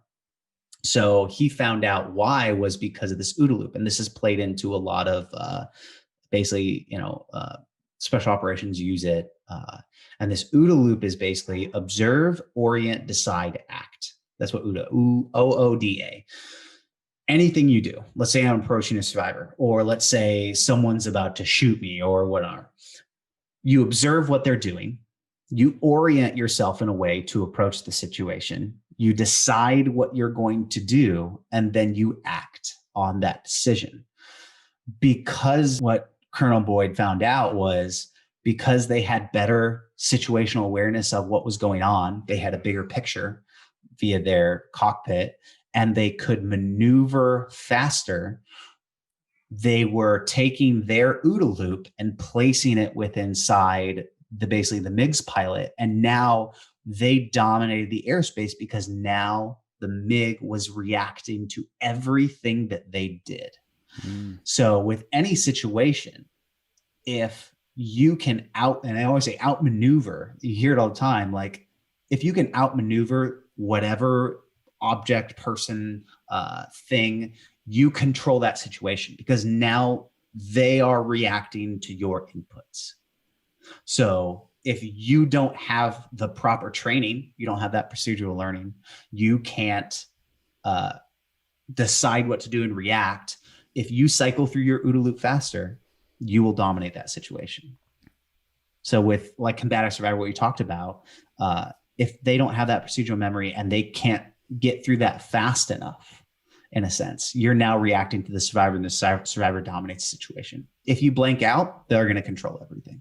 If you don't know what to do and that isn't in a reactionary state, it's just not going to happen. Well, it seemed like more of a fight or flight type of situation that they would currently hit because it seemed at that point it was a lack of oxygen. It was a panicking primal instinct, and that's where they started to lose their procedural memory is because they were no longer even able to ride that bicycle, like you said. They were I need to get off this bicycle because this bicycle's underwater. And that plays into it too. It's comfortability in the water too. That's why I'm sure what it is, the comfortability in the water. That's why a lot of people don't pass with the braceful escapes and releases when I went through is because they couldn't go through the process. That's why it's very early on in the training. If you can't go through the processes under the water, this is just going to get a whole lot harder. And it's building blocks. So that was my one no-go. It was those damn procedures of escapes and releases. And it's only because, and you know, I probably did it wrong, but it's because the instructor was complaining I hurt his arm too much. I bent it behind his back a little too much, and he says that's too aggressive for the survivors. And I was like, whatever, dude. I haven't heard that one before. But yeah. Well, you know, you do that arm behind the back. Yeah, and I was cranking a little too hard on the way up, I guess, and he said that's a no-go. And I was like, because I did hurt his shoulder, and I was like, whatever. See, what I would always do when I went through is the first thought in my head, or the first thing I would do and what I trained myself was just relax. Like the moment I start, you're gonna suck, tuck, and duck and kind of, but I would just be like, I'm just gonna go all the way to the fucking bottom of the pool, and I know they're gonna hold on to me, and I would basically take my time. And there was one point where they just let go because I was under there for so long. I was like, and he just swam up. Like, okay, perfect, that you passed. Like. Well, I'll give you the opposing thought of that. My airman, associate, if you will, that survived the 𝐒𝐻𝐼, the guy that did the Jiu Jitsu, adopted the Jiu Jitsu, and went through the whole airman process with me, very hard in Hawaii. What we went through. Once we got to school, he was doing great, and he was very proficient in the underwater parts of the school, even better than myself. And he would do exactly what you just said. Because I got to observe on one of the tests. I was like, we have two pools, 25 by 25 meters, but there's like a bridge in between. So it's like two pools that are linked, but you can kind of creep underneath. So if you're doing a drill like an underwater, you can see what's going on the other side. And I got to see him going through one of his, I believe the combative survivor, the one man, and he was in his past, just to give you a little history of him, he was a underwater welder. So, you know, he was like really proficient underwater. Yeah. Very comfortable underwater. Older guy, though, I think going through the school, I think he was like 30 or something. Okay. And he would do just like you said, he would go all the way to the bottom of that 12-foot deep pool and just wait. And I would just watch him like, damn, that's awesome. But on the way up, he was passing out. He would go passes. Yeah. And I guess like at that point, yeah, they sent it to medical, which they do when you usually black out in the school. And yeah, they sent him back. And then it kept happening, and it happened 3 times. So sure enough, he failed that test. And it was really disheartening because he was so comfortable in the water that he was just taking that time. And I recall telling him, I think after the second time he failed, I was like, hey, like, dude, I've been through the program with you. I know how good you are underwater. Just don't go underwater that long. Do the release and get back up. And, you know, like you're spending too much time, like regardless of if you're comfortable or not. I guess your heart rate's too elevated for how long you're staying under there. And I don't know, maybe it was just easier for him to do that than the escapes and releases, and he did it the 3rd time and unfortunately failed. And then at that point went through the medical process of getting a heart monitor just to see what was going on. And yeah, through some loophole wasn't able to get reverted. Like the test came back fine for him. Well, did he pass out 3 times? He passed out 3 times. I think. They wouldn't let him go past. Like you can't pass out that many times in school and continue on. But it was the way he was doing an it issue. too. That's medical at that point. Yeah. Especially if it were to come back with something that can be explained away. I mean, we've had. But that's the thing. After the heart monitor, I think he was okay. He was like, yeah. By medical, they said there's nothing irregular about the heart and like our assessment of it. But I guess for some reason they still didn't let him proceed. That's one of those things where it's like, okay, then it becomes a liability, because if it's happened before and medical doesn't even know why it's happening, if they were to say like, okay, it was this and it's this issue, however, he's continued good to training, if they were to like pinpoint what it was and say it's probably this, they would probably let him back in training, in all honesty. But the fact that medical didn't know what it was, that makes me feel uncomfortable, because I'm like, what is the issue? We've had people pass out being towed before. There was someone who passed out being towed, and we're like, okay, you weren't even doing anything and you went limp and passed out. If you get towed like I would get towed, I would hook it up. Full breath of air. Yeah. I'd be holding my breath the whole time. Oh man. So. Yeah. Here, let me turn on the AC in this room. It's getting hot during the day. Hold on one sec. Yeah. I'm actually gonna go pee real quick. Oh yeah. Go ahead. I'm out. You can cut. You don't have to cut this. Just keep it. I'll just keep talking to myself here. All right, I'm back. Quick. How often would you have candidates passing out? It's not too often, honestly. Yeah. Not too often. What you're gonna have it every once in a while, but it's not gonna happen it doesn't happen every day. Yeah. Would you say it happens more in the beginning or as the challenges increase? I mean, it's different. Once you get them, like I would say, it's gonna happen near the beginning. That's what I would say, is near the beginning, because they're not comfortable with holding their breath. Anything with breath holding is. You always tell students that too, is if they panic, it's going to raise their heart rate. They're going to burn more oxygen, and their CO2 level is going to raise. And that's where you're going to get that tunnel vision and that shallow water blackout. So it's all about staying comfortable. Well, I guess, because one of the things I explain in one of the courses I offer is getting that hypoxic state.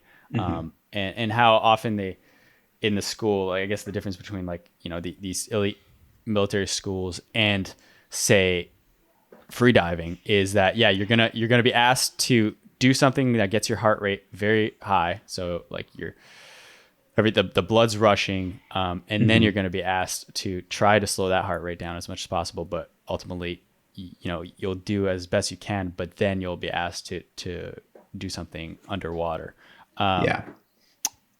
So I don't know what my question was leading into that, but well, let me build on that.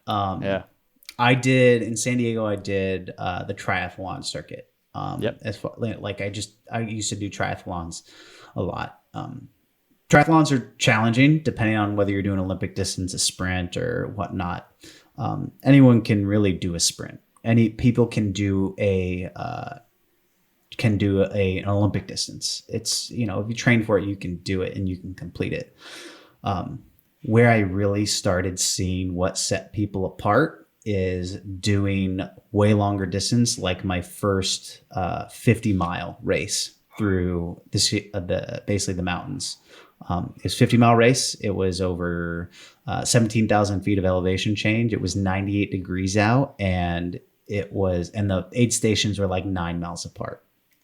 And with that, it's not necessarily how fast it is. There is a race, so it's how fast you do it. But the biggest contributing factor is just people DNFing, did not finish. A lot of people just don't finish it, because if you do not understand what's ahead and you don't pace it out, you're gonna fail. If you can't, in a sense, and that's what it is I'll call it gaming it, but you know, okay, I have 50 miles, or sometimes, like I said, in training, you don't know what's gonna happen next. Sometimes you don't know whether you're gonna beat, and in no way do I ever say sandbag it, but a lot of kids sometimes, and where it messes them up mentally, is they go 110 miles an hour the entire time, and it just burns them out.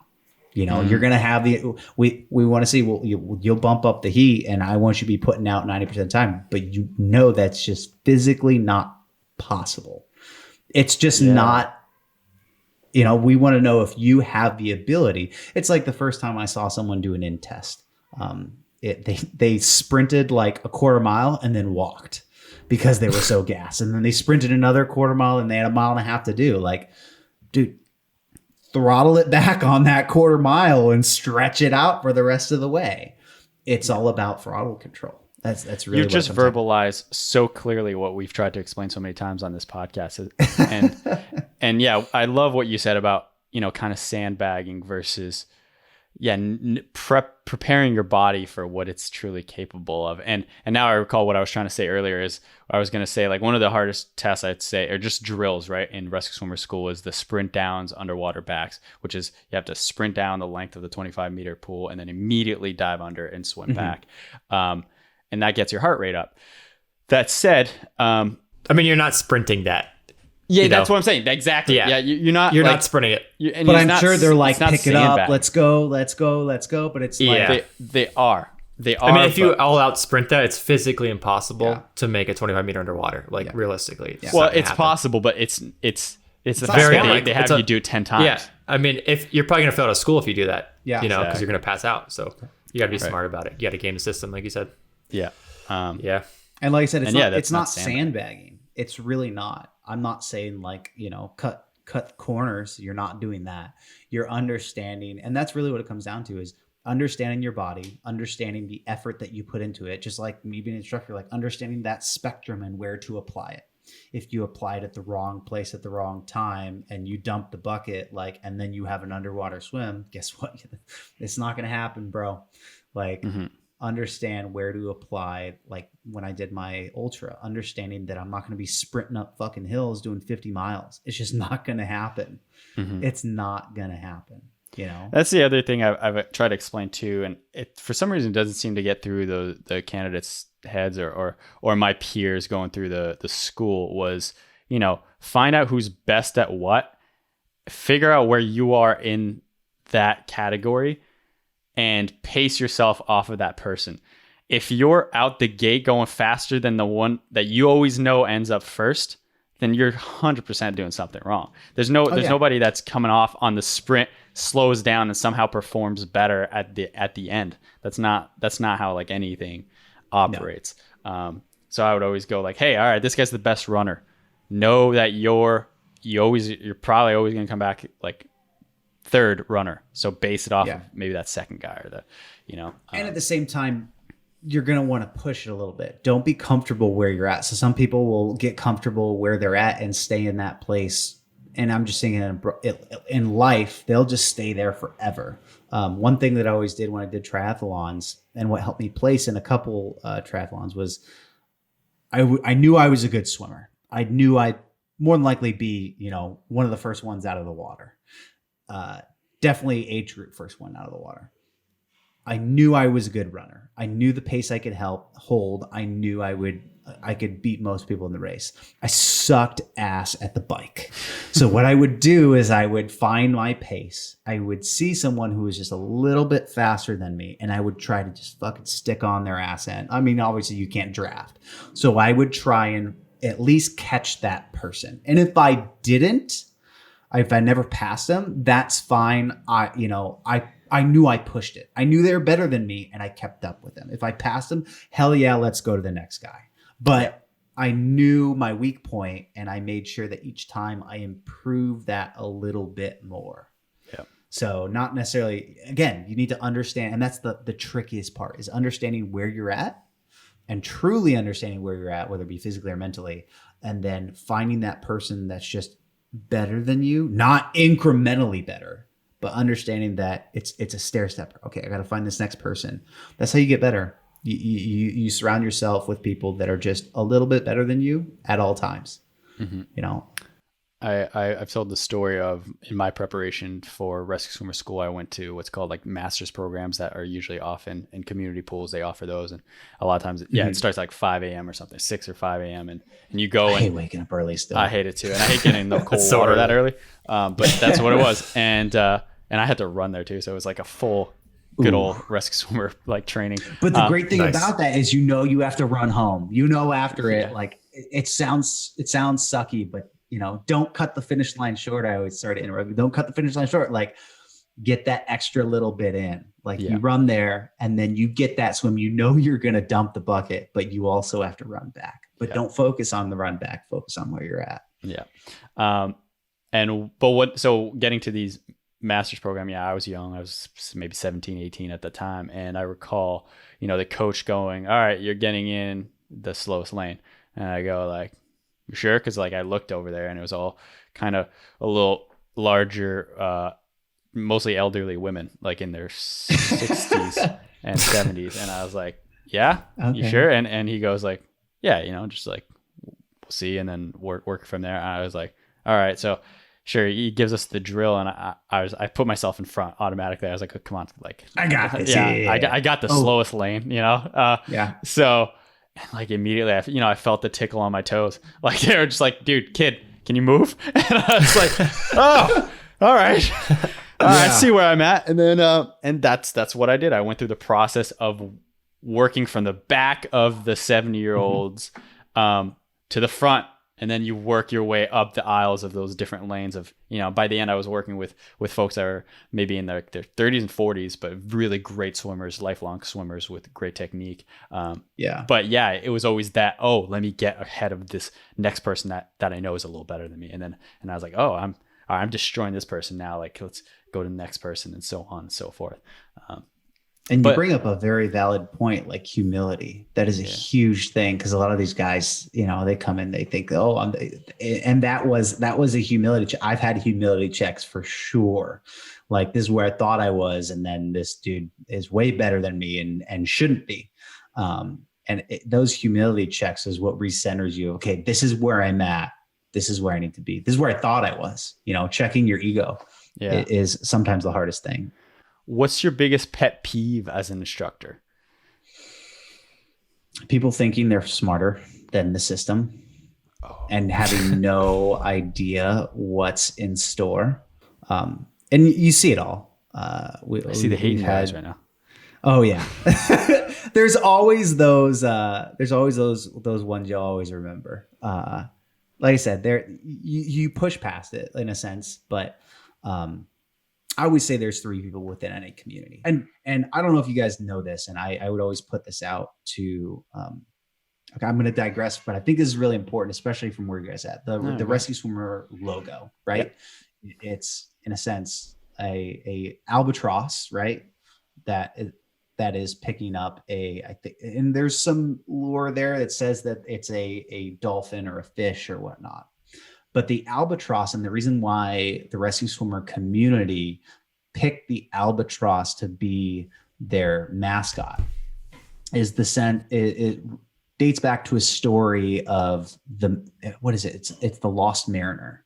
But basically what it was is the ship went out to sea, and and they ended up getting into this horrible storm. It's the rhyme. I'll send you a link. You put it in the comments if you want. Yeah. But they got lost to sea, and then the albatross comes out of the sky and clears. They're basically ready to go under. The storm's going to encompass them, and then this albatross comes out of the sky, and the sky is clear and everything's good. That's where everyone thinks the story stops. Everyone's like, "Yeah, rescue swimmers, hoo-yah, blah blah blah," which is true. Like, hell yeah. What everyone forgets is the rest of the story. A mariner shoots the albatross out of the sky, and then the storm comes back, and the rest of the crew takes the albatross, which is a huge bird, ties it around his neck as a punishment, and the whole ship goes under, and they all die. And basically, and that's where the term albatross around the neck comes from. It's almost like a curse. When you have an albatross around your neck, it's a curse.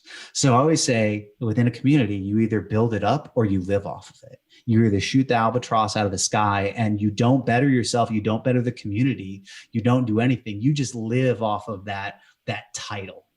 Or you are the albatross in the air. You can kill the bird. You can, squeeze the golden goose and kill it and get no more golden eggs. Or you can build the reputation.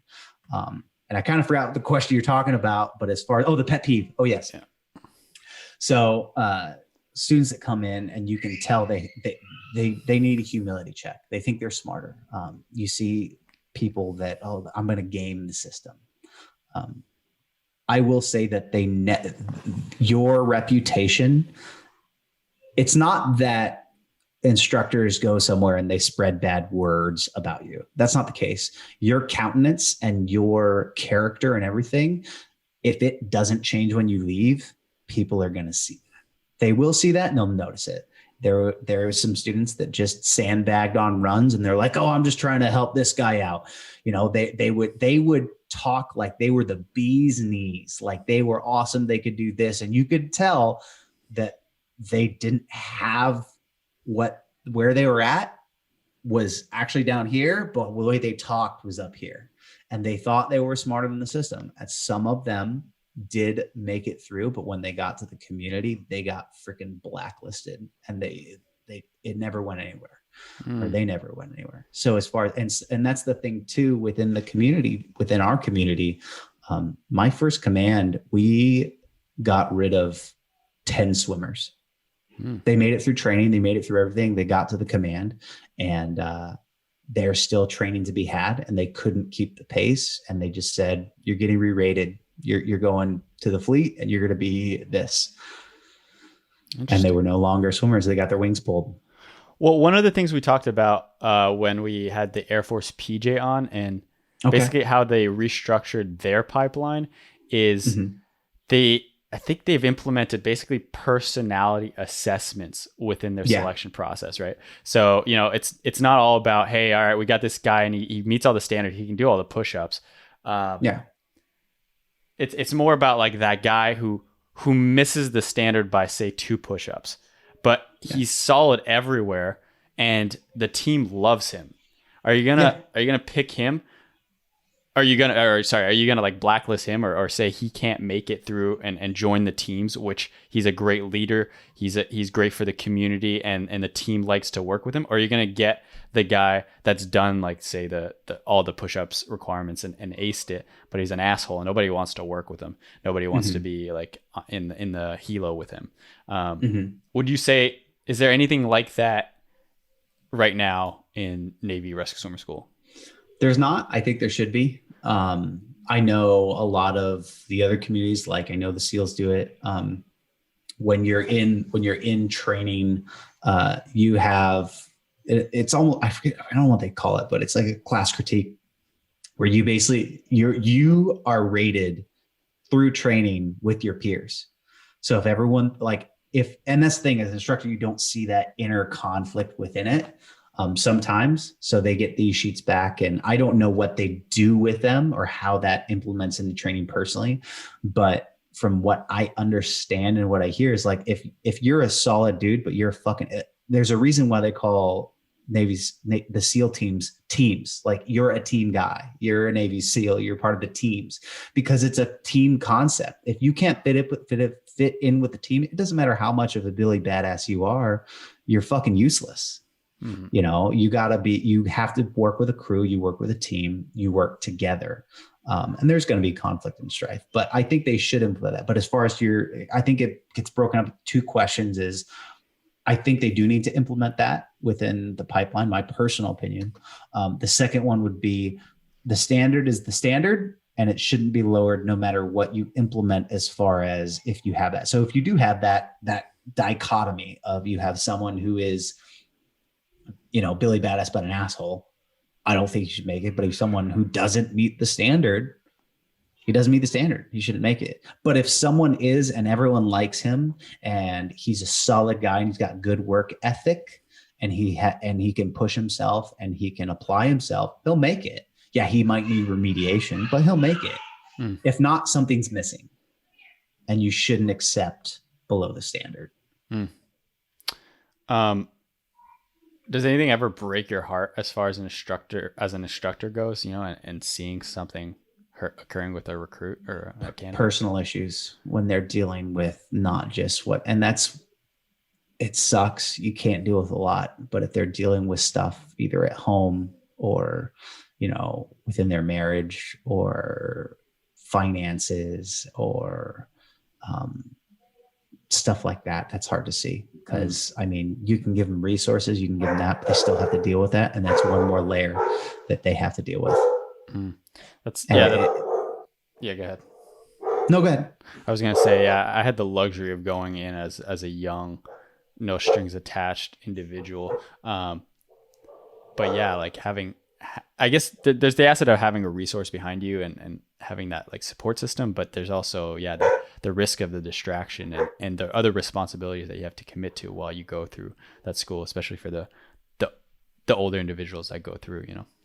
Yeah. And a lot of it is not, it's usually relationship style stuff. It's not necessarily because we always say like you could get paid on freaking, you know, the first blow all your money and when you're in training, you got the chow hall and you have a place to stay. As long as you can make it back, you're good. And you're not going into debt. Like, and a lot of people like, they won't get themselves in too much hot water financially. Yeah, it will happen. But a lot of it is relationship, personal deaths, stuff like that. That's always hard to see because you can't really do a lot. Yeah, it sucks. People make poor decisions or bad decisions that you can't control. And I mean, it is what it is.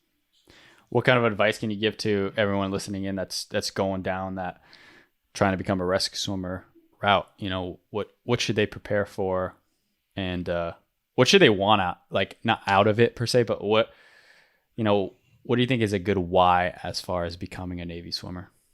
The biggest thing I see is people want to come in and they want to, it's very, and it's hard. Everyone's going to deal with it at some point.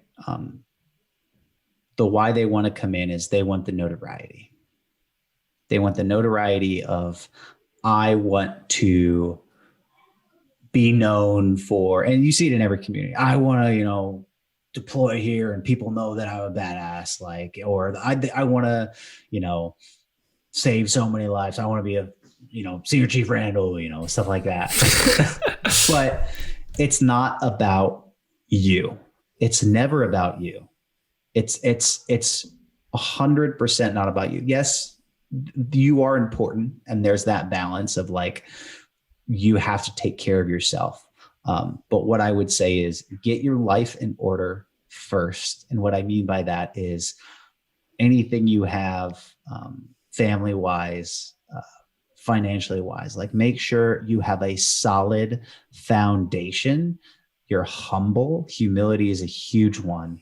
And you're hungry to learn and take every opportunity you have to learn something new. I have even after the fact that I think that's one reason. And this is me speaking about myself, not in a cocky way, but in a way that I hope everyone does, but learn something new every day, even after training, before training, like always try to better yourself and find your weak spots and understand them. My weak spot before I came in was running. I was a good swimmer. I failed my first in-test run. I was not in the best shape. Running is now my strong suit. I made my weak spot my strong suit because I focused on it so much that I was able to, my fastest run time I ever did, I think was like 7:55 mile and a half. So I ended up, it took a lot of time. I'm nowhere near that now. No way. Get a good foundation, find your weak spots, improve on them, and get your life in order. That's what I would say. We didn't even talk about why do you think people choose Navy rescue swimmer versus Coast Guard?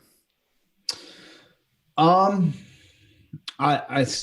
think it's a lot of branding, advertisement, and I honestly think if people were to understand the differences between, let's say, PJs, Coast Guard, and Navy rescue swimmers, a lot of them would probably go actually understand a day in the life. And I'll wholeheartedly say it.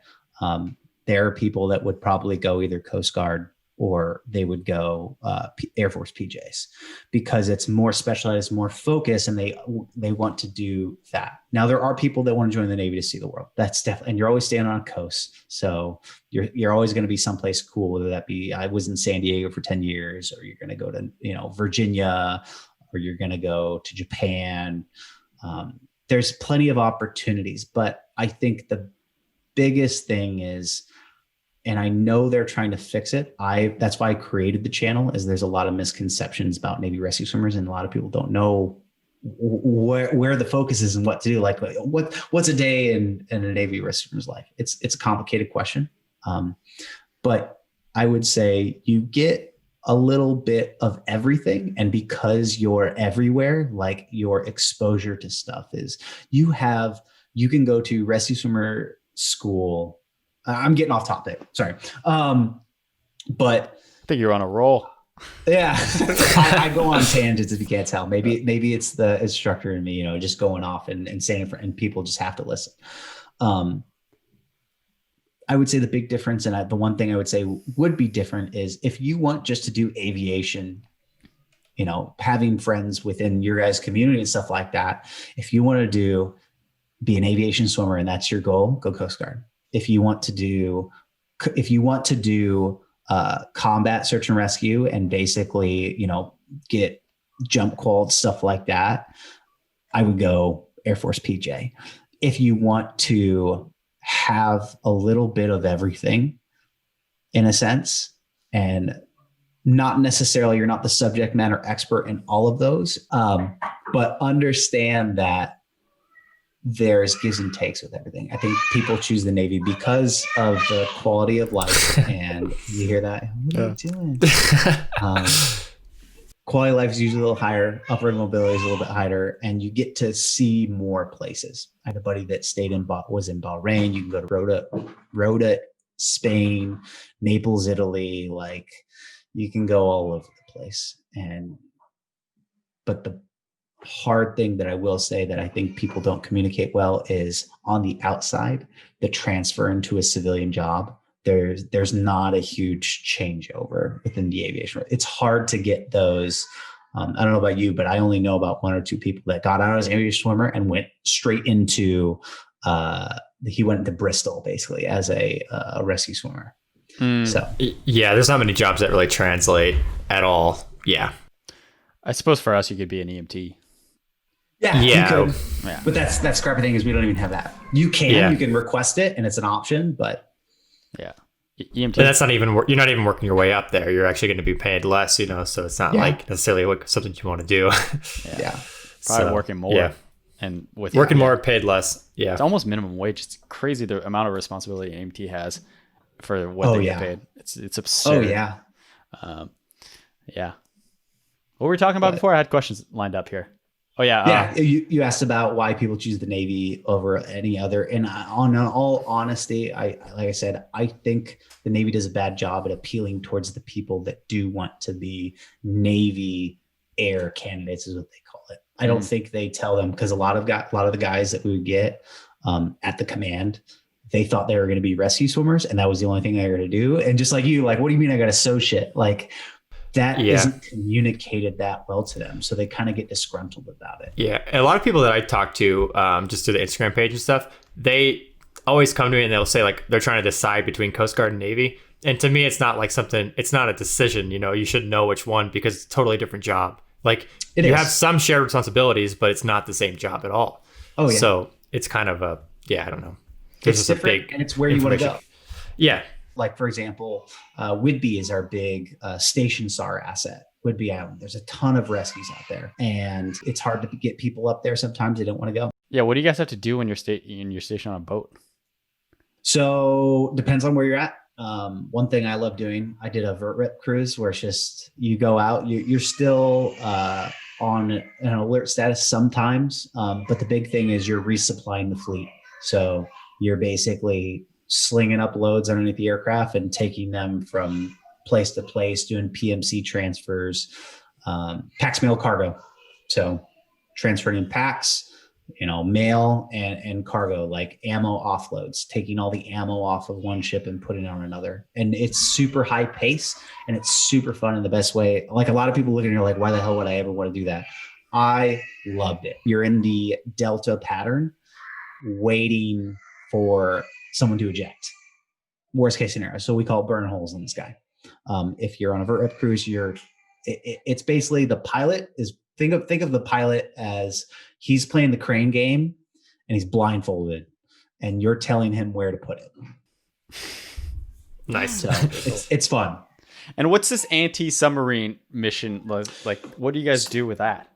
So I don't deal with that. That's Romeo's. So the moment you make it through rescue swimmer school, you get split up into two different pipelines. I believe it's still that same way. I can't speak to that personally, but when you either go Romeo or you go Sierra. Sierras are basically Miss Potato Heads where you can put guns on them. You can do vert rep, stuff like that. Romeos can do the same, but they're more of a surveillance platform. They still have the same things we have, but the big thing that they do that we do not do is sub hunting.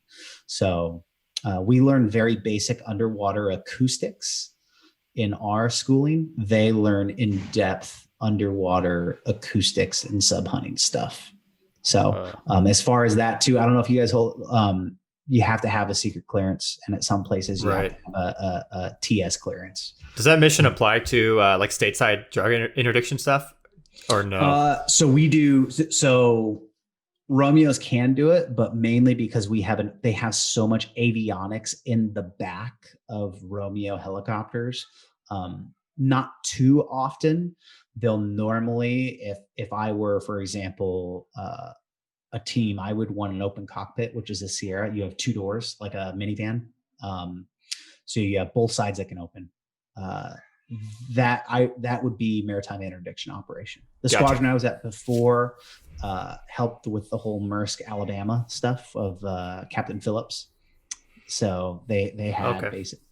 So it just depends on the platform and what you're available for. Gotcha. Romeos are heavier, Sierras, and have more sub-hunting acoustics kind of stuff. Sierras are more open. We give each other crap. Yeah. And do you get a choice? I guess you get a choice when you're coming out of the pipeline, or like when you graduate from summer school, do you get a choice whether you go Sierra or Romeo? Yeah. I don't know how they do it anymore. Maybe. I think you might have a choice based on seniority, maybe not. There's no real standard operating procedure on that. It depends on billets. My entire class got Sierra. If I were to go through and they had a Romeo platform, I'd be doing sub hunting stuff. Gotcha. Yeah, and how do you guys, distribute the graduates of the rescue swimmer school? Do you do it strictly on seniority or on how well they performed in the school? So, I can just tell you about my experience. So when I went through school, you had aircrew school. So the Higgs-Out pipeline lays out. You got aircrew school, which is making sure you're physiologically adapt. You can you can basically do the helo dunker. You're not going to pass out while flying. You don't get motion sickness, stuff like that. Then you go to rescue swimmer school, aviation rescue swimmer school. Aviation rescue swimmer school is where most of the attrition happens. Then you go to AWA school, and that's where the split happens from Romeo or Sierra. From there, what they used to do was if you, depending on your scores and whatnot, you could choose based upon your placement. And if let's say there was 4 Sierra seats and there was 6 Romeo seats, and there are 4 guys ahead of you and they all chose Sierra, well, then guess you're going Romeo. Everyone after that's going Romeo. Or let's say there was 4 Romeo seats and there was 6 Sierras and you wanted to go Romeo, and 4 people ahead of you chose Romeo, well, you're going Sierra because that's all that's left. I don't know if they still do it that way. But then once you go through your A school, you go to the RAG, where you learn about the aircraft, learn how to fly, learn about the different stuff as far as more of the flight technician that you talked about. That's where you do A school. At the same time, they're teaching pilots how to fly. So they're teaching you how to water ski while they're teaching someone how to drive the boat. Nice. How about yourself? What's your favorite thing that you possibly can do on the job? On the job?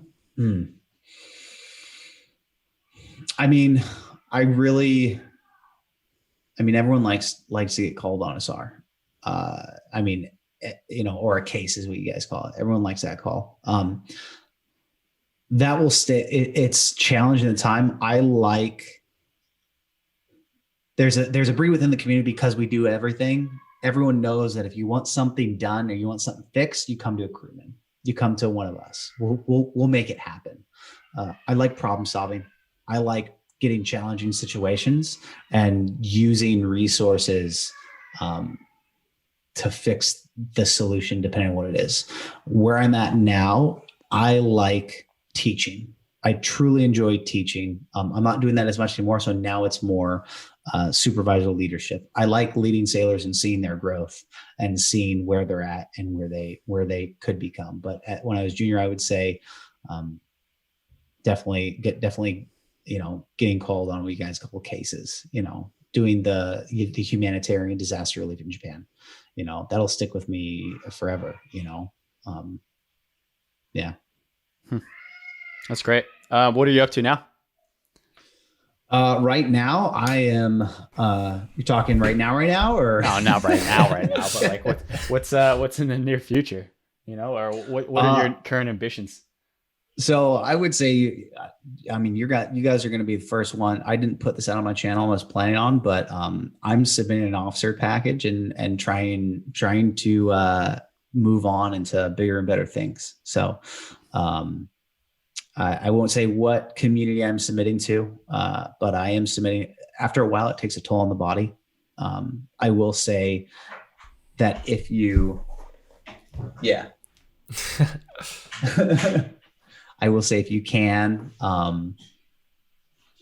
stay in, take care of your body, but after a while, it takes its toll. So I'm looking soon to transfer to a different position, a different job, and get a commission and do something different.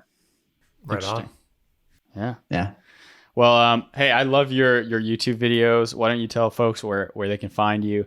Because I certainly learned a lot just watching all the informative material you put out there. Yeah. So you can find me on YouTube. If you just search Jeffrey Jorgensen, it'll pop up. It's the first result. I always forget my freaking channel name. Isn't it Jeff Jorgens? Yeah, but it'll be, I'm sure you'll put it in the link, but yeah, well, I do everything from, I like tech stuff. I like, bettering myself in any way. So I play video games. I'll wholeheartedly admit that I am a World of Warcraft nerd, which is surprising to some. But I go over a lot of more. I'll probably split the channel here soon into gaming and then have a more fitness related channel. So cool. Talk the about athletic stuff. nerd. So if you guys have questions, hit me up. Yeah, absolutely. Sweet.